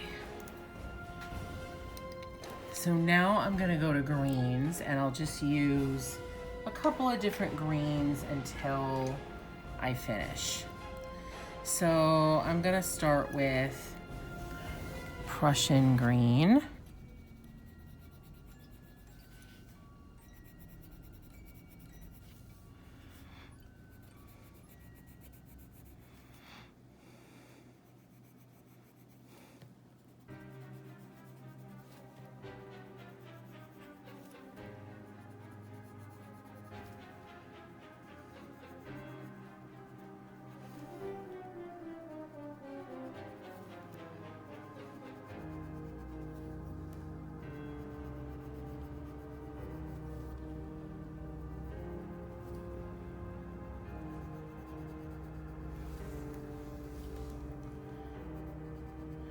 So are you guys watching any like Halloween or fall TV? So I recently was able to get Disney Plus. My apartment complex actually gives it to us now, which is amazing because they really don't give us anything on a consistent basis. So they have a new series on Disney Plus called Agatha After All. Agatha All Along. And it's about a witch and then a coven of witches, but the main witch is Agatha, and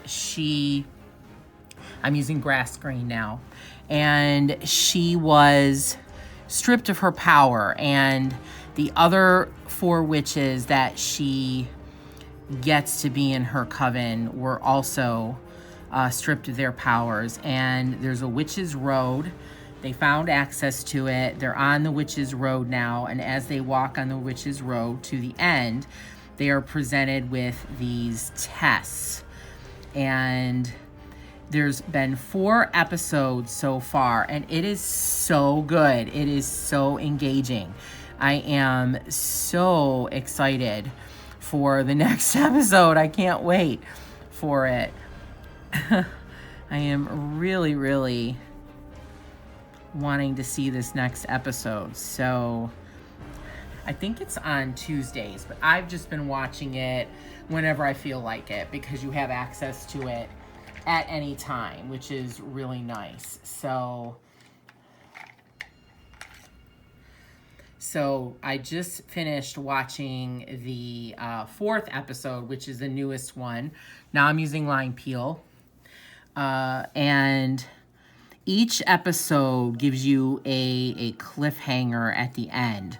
So even more, you're like, oh my gosh, I can't wait to see what happens now. And it's just so good. And there are some very famous actors, people in there. One of them is Patti LuPone. She is actually one of the witches in the coven that is traveling down this witch's road, and she is so wonderful. It's so exciting to see Patti LuPone. If you don't know who she was, she is a very famous Broadway actress. She's been in everything. She was amazing in everything she's been in. She was won all kinds of Tony Awards. So she is just fantastic. And another one of note is Sashir Zamata, who was on Saturday Night Live for many years, and she's fantastic too. She's also one of the witches. It's just really, it's a really good show. So if you have access to Disney Plus, check it out. If you kind of like witchy stuff, this is a great season to be watching it. I think it was made to be shown in the fall season, so it's a new series.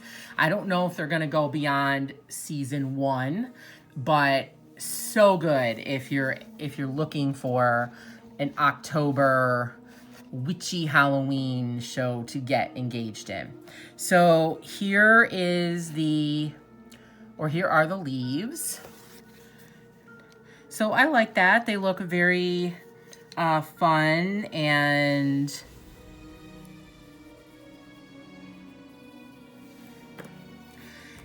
festive, and I think they give a little bit of whimsy and a pop of color to the overall look. So one thing I'm gonna do is I'm just gonna add a little bit of the pumpkin orange to one of these pumpkins.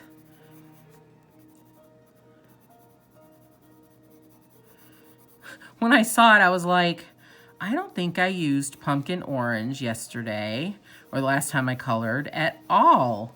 So I'm like, I need to add some pumpkin orange to at least one of these pumpkins. So I am doing that now.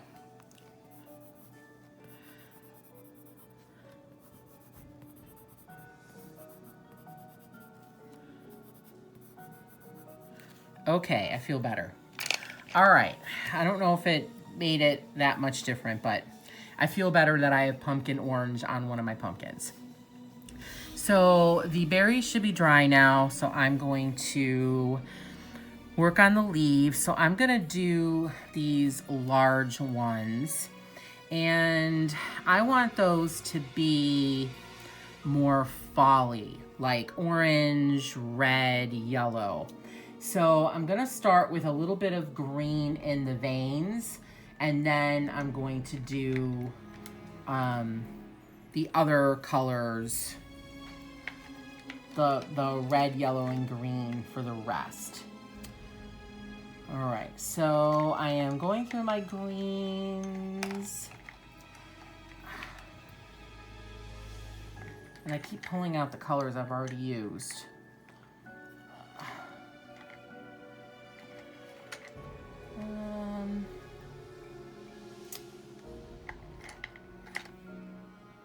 All right, I'm gonna use Kelly green. So here's Kelly green.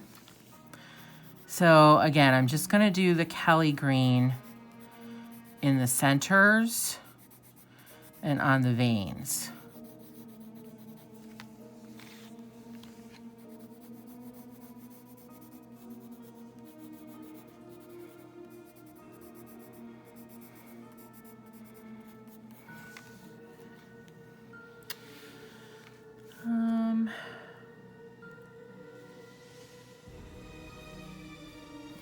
All right, I think this one is the last one of that kind.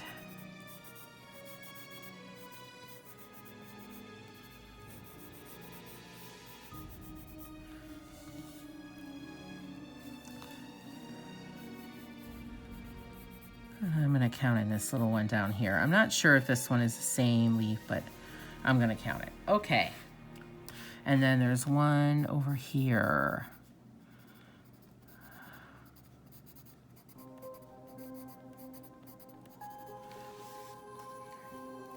All right, so on the rest of the leaves, on them, I'm going to use orange, yellow, and red. So they're not super big, so I think I can do basically one of each.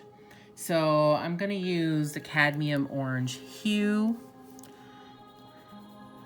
and I'm just randomly going to color orange. So you can see that up close. It's not looking very pretty right now, but I hope that when the blending happens, it will make the magic show.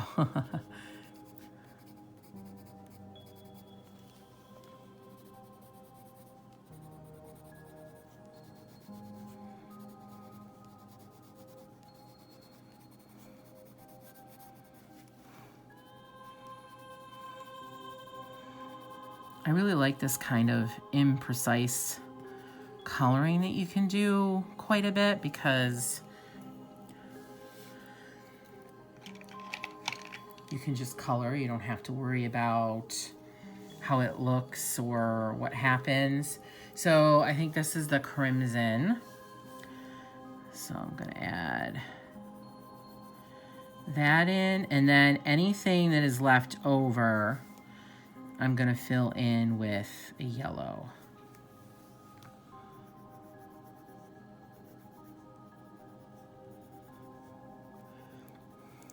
So let me know in the comments what fall or Halloween shows or movies you are watching. There's not really any movies I'm interested in. If you watched one of my recent hauls where I showed my things from Walmart, and I'm not even sure if that's on the channel, it might not be, but when you see it, so many people are complimenting me on the shirt and asking me if I like the movie, and I have to tell them that I've never seen the movie Hocus Pocus. I have a Hocus Pocus t-shirt that I just bought this year, and it is so cute. It's from Walmart, and it says "I smell children," and it has the 4 witches, Bette Midler, and actually 3, has their wigs there on the top, and it's just so cute. And I get so many compliments on that t-shirt, but when people ask me if I've seen the movie, I think they think I'm nuts, because I have not seen Hocus Pocus. I think there's a second one, isn't there? And I don't think I plan on seeing either one. I don't think I plan on seeing either one. So it's just kind of funny. They all look at me like, really? Then why did you buy a Hocus Pocus t-shirt? Because I thought it was cute. Why else do we buy t-shirts? Because we think they're cute. All right, so now I'm gonna blend. Now I am not pressing hard at all, because I don't want the colors to become muddy. I just want to blend it enough where it looks smooth. So there's that one. I love it. It looks very multicolored. I like that. It's exactly what I was looking for. Leaves are one of my favorite things to color, because you can do whatever you want, like leaves, flowers, trees, because probably somewhere in the world there's gonna be one that probably looks very similar to whatever you came up with in your mind, because nature is random and amazing and doesn't see color or color palettes or anything like that. It just does whatever it wants to do, and I love that, because you can do that with leaves and flowers and not worry. Okay, there are those two, and they look totally different. Love that.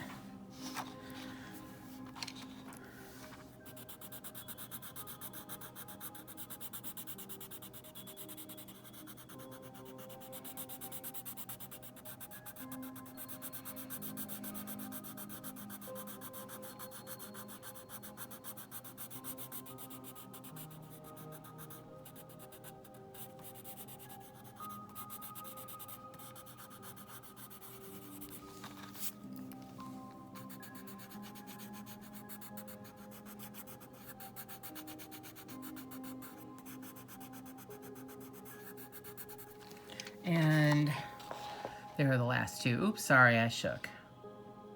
Okay. So those leaves are done. All right, so now I want to finish up the long skinny ones, and I think I'm gonna do those basically two-toned. So I'm gonna use a really light green and then a darker one. So I'm going to use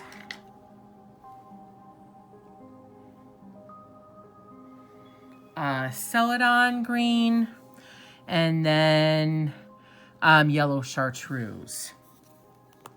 So I'm gonna do Celadon green on one side and then the chartreuse on the other. And I'm gonna go a little bit darker on the outside edge.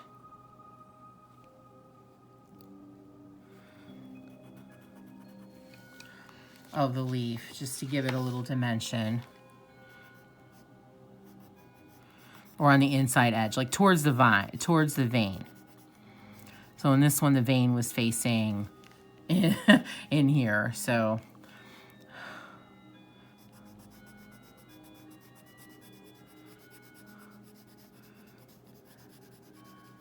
Not necessarily on the outside, okay. And then I have these three over here. Celadon green isn't a green I use often, so this is good that I get to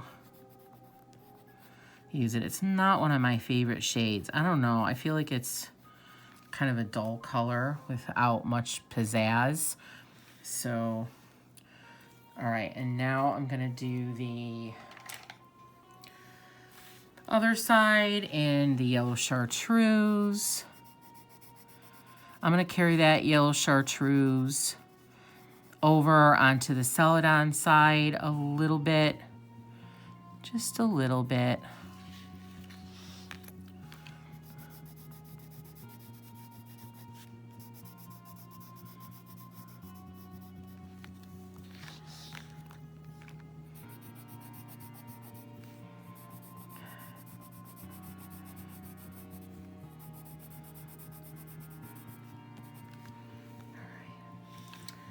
Okay. I don't know if I like that, to be honest. So I'm gonna add a darker green in. All right, so I have some olive green. So I'm gonna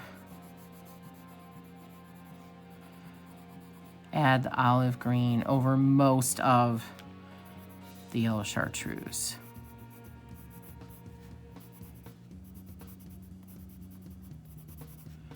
Yeah, I like that better. Okay.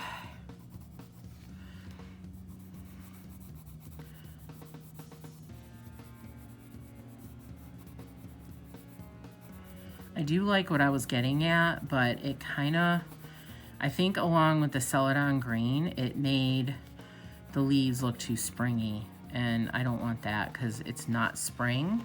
It's fall, and these are fall leaves. And I'm just adding a little bit of the olive green onto the Celadon side, just randomly, to just darken it up a little bit. Okay, I like that a little bit better. Now I'm gonna blend these out.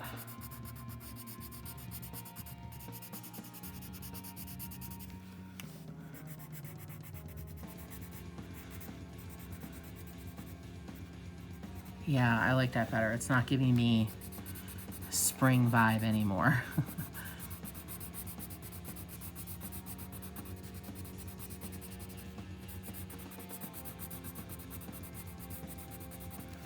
Okay. So next I want to do these bigger ones, and I think those are, oh yay, those are the last leaves I have. So before I do those, I have a few Rogue stems here. So I'm just gonna fill this in. I just grabbed my burnt ochre and I'm gonna add a little bit of dark brown in there just to give it a little bit more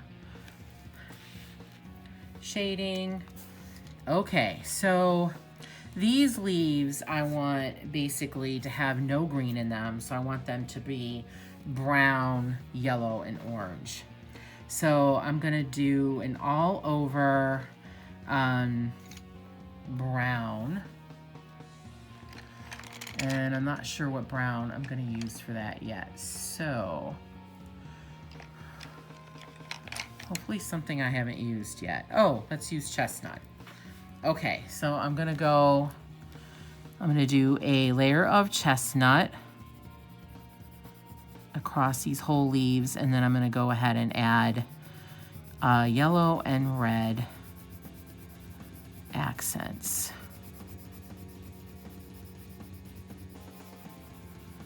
Oh, this is a good color. All right, because that one is bent over, I'm gonna add a lighter green. So I just grabbed my lime peel and just did like the back little curl of that leaf in that color. And then I'll add a little bit of the chestnut on top.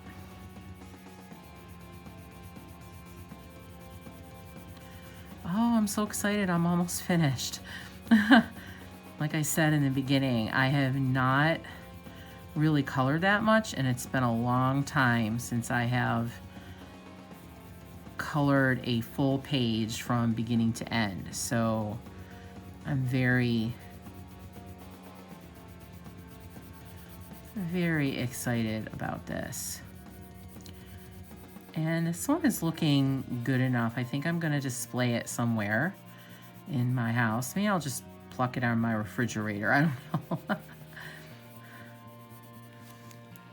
Okay, and I'm just gonna go a little darker where the veins are. The veins on these leaves are pretty, so.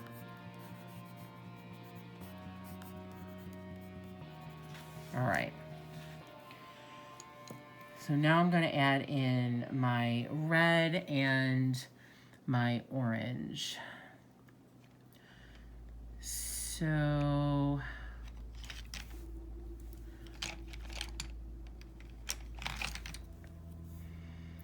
I'm gonna use pale vermilion. And the pale vermilion I'm gonna do closer to the veins.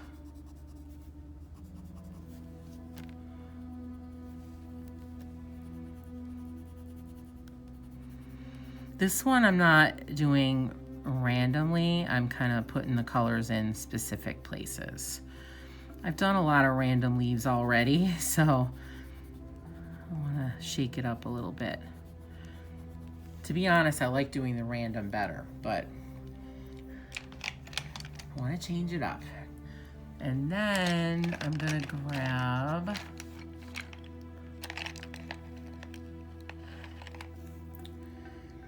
okay, this is my permanent red, and it's a much brighter red. Just gonna give that a little bit of a sharpen. Okay. And then I'm gonna do the permanent red, kind of extending from the orange.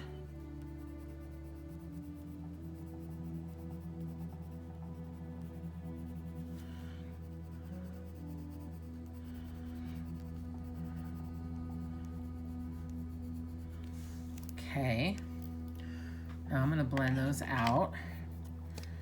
I'm actually thinking I might add some yellow in on the ends, but I haven't decided.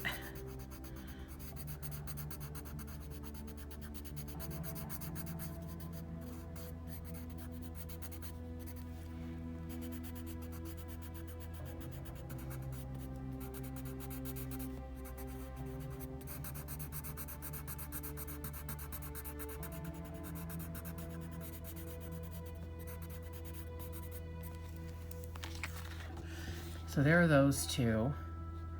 I like that. They look very red, which is what I wanted.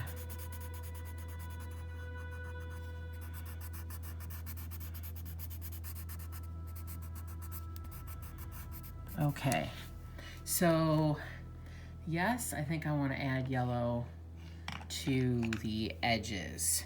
So I'm just grabbing my canary yellow and I'm just gonna run the yellow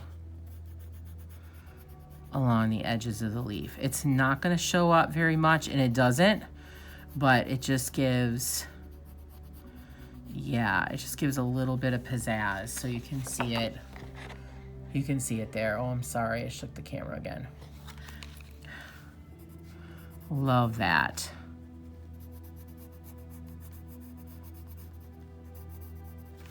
And there it is on that one. Very subtle, but you can still see it. All right, so I think I am done with the page. So I'm gonna raise you up so you can see the whole thing. So here is my finished Ellie Marks freebie for October. I am really proud of how it came. I think it looks really great. Now that I look at it, I definitely think I need to color this in here, and I don't really know what to do with it. I think that needs to be colored. The October is just kind of floating there in limbo.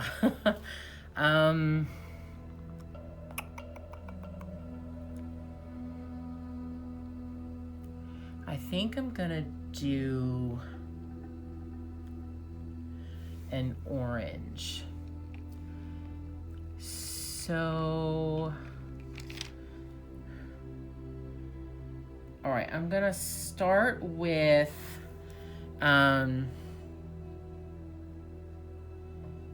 yellowed orange, and then I may add something else in here.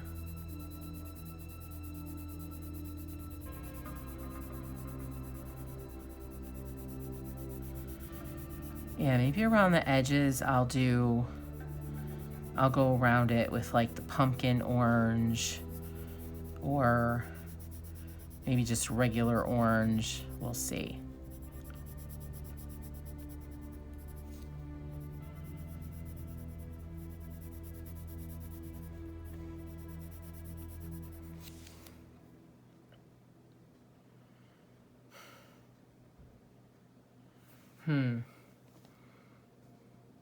Yeah, it's okay. Another thing I was thinking of, it would be really cute in purple too. And once I started doing the orange, I thought, oh, I could have done it purple. But actually, this is okay.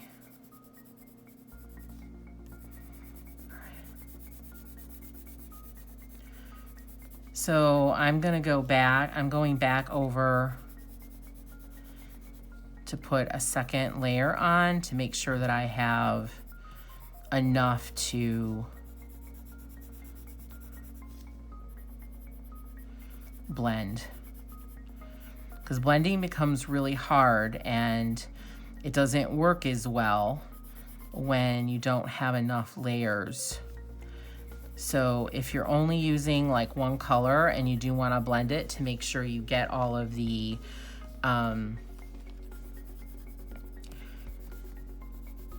marks out of it, the stroke marks, the pencil lines, then you need to just put a couple of layers on it, and then you'll be able to blend it well.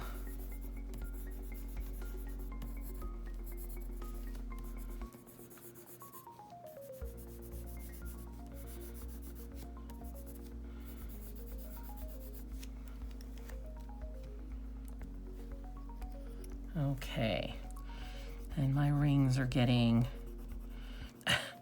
my little ghosty kind of dirty, so I'm just going over him with white. Okay, I'm gonna take my ring off. All right, so I think I'm gonna add a darker one around the edges. And I'm gonna use the cadmium orange hue.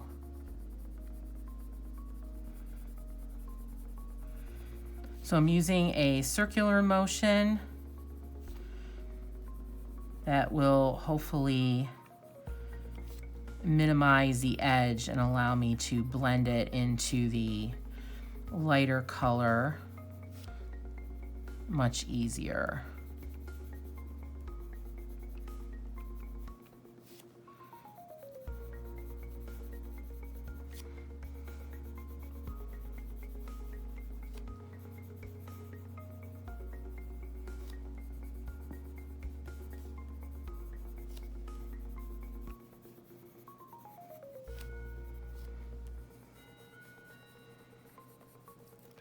Okay. Yeah, now that it's done, I like that. Okay, so now I'm just gonna blend. I'm not pushing hard. I'm mostly blending to get the pencil strokes out and to blend the two oranges together.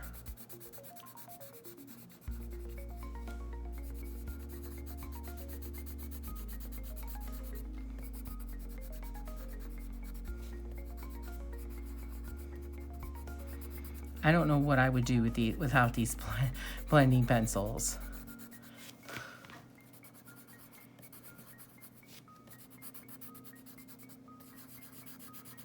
I'm sure artists don't use them as much. They probably know better techniques and are better practiced and equipped with just blending the colors, the pencils themselves. But I'm not there.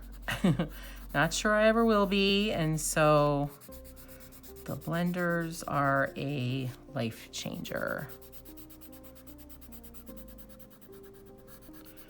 A color changer, I guess you could say.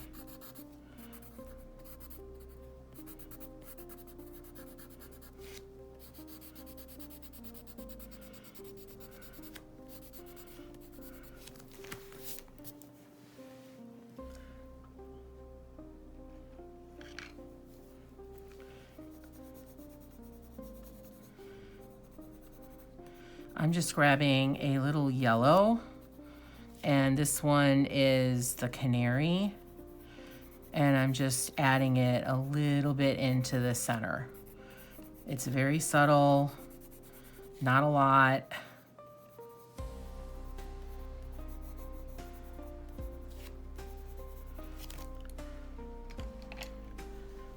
Okay, I'm done, yay!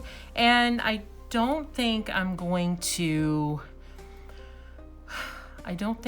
color the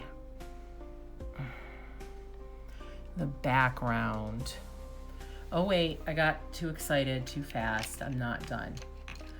I did not do the rope. So I'm gonna take some cream and just quickly go over the rope. See, I forgot something else.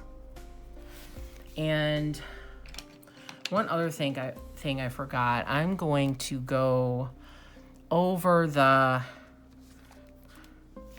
little lines that hold the pumpkin on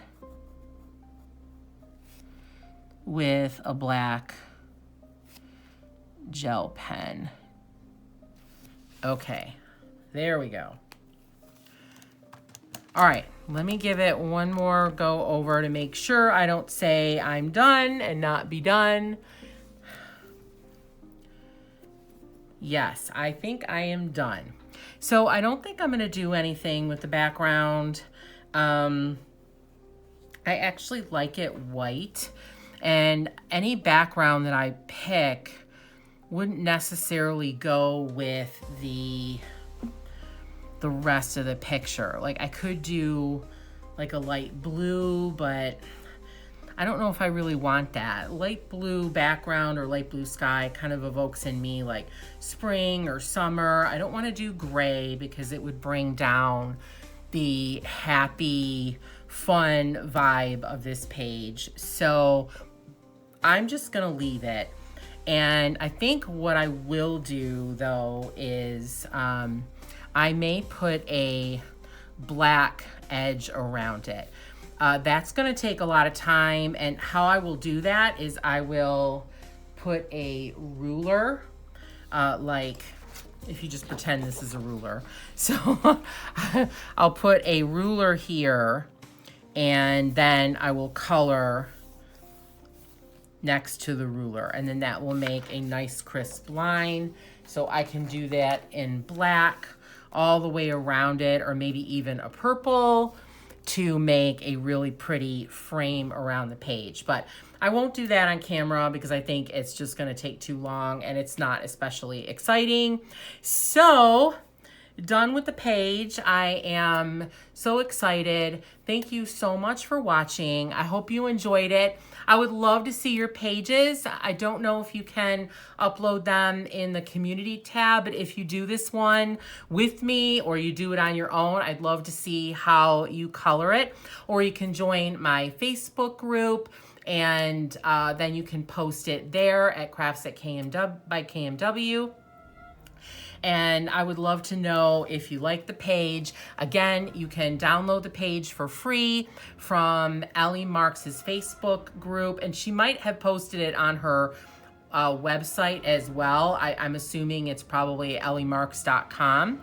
But even if you don't want to do this as a color along with me or whatever, you can go and download the page and have a really pretty, super cute coloring page to do at some point in the future. So again, thank you so much for watching. I truly appreciate it. I hope you enjoyed it.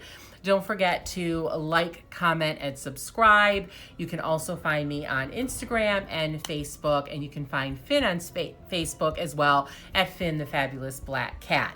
I hope you have an absolutely fantastic rest of the day, and of course, a very crafty day. See you next time.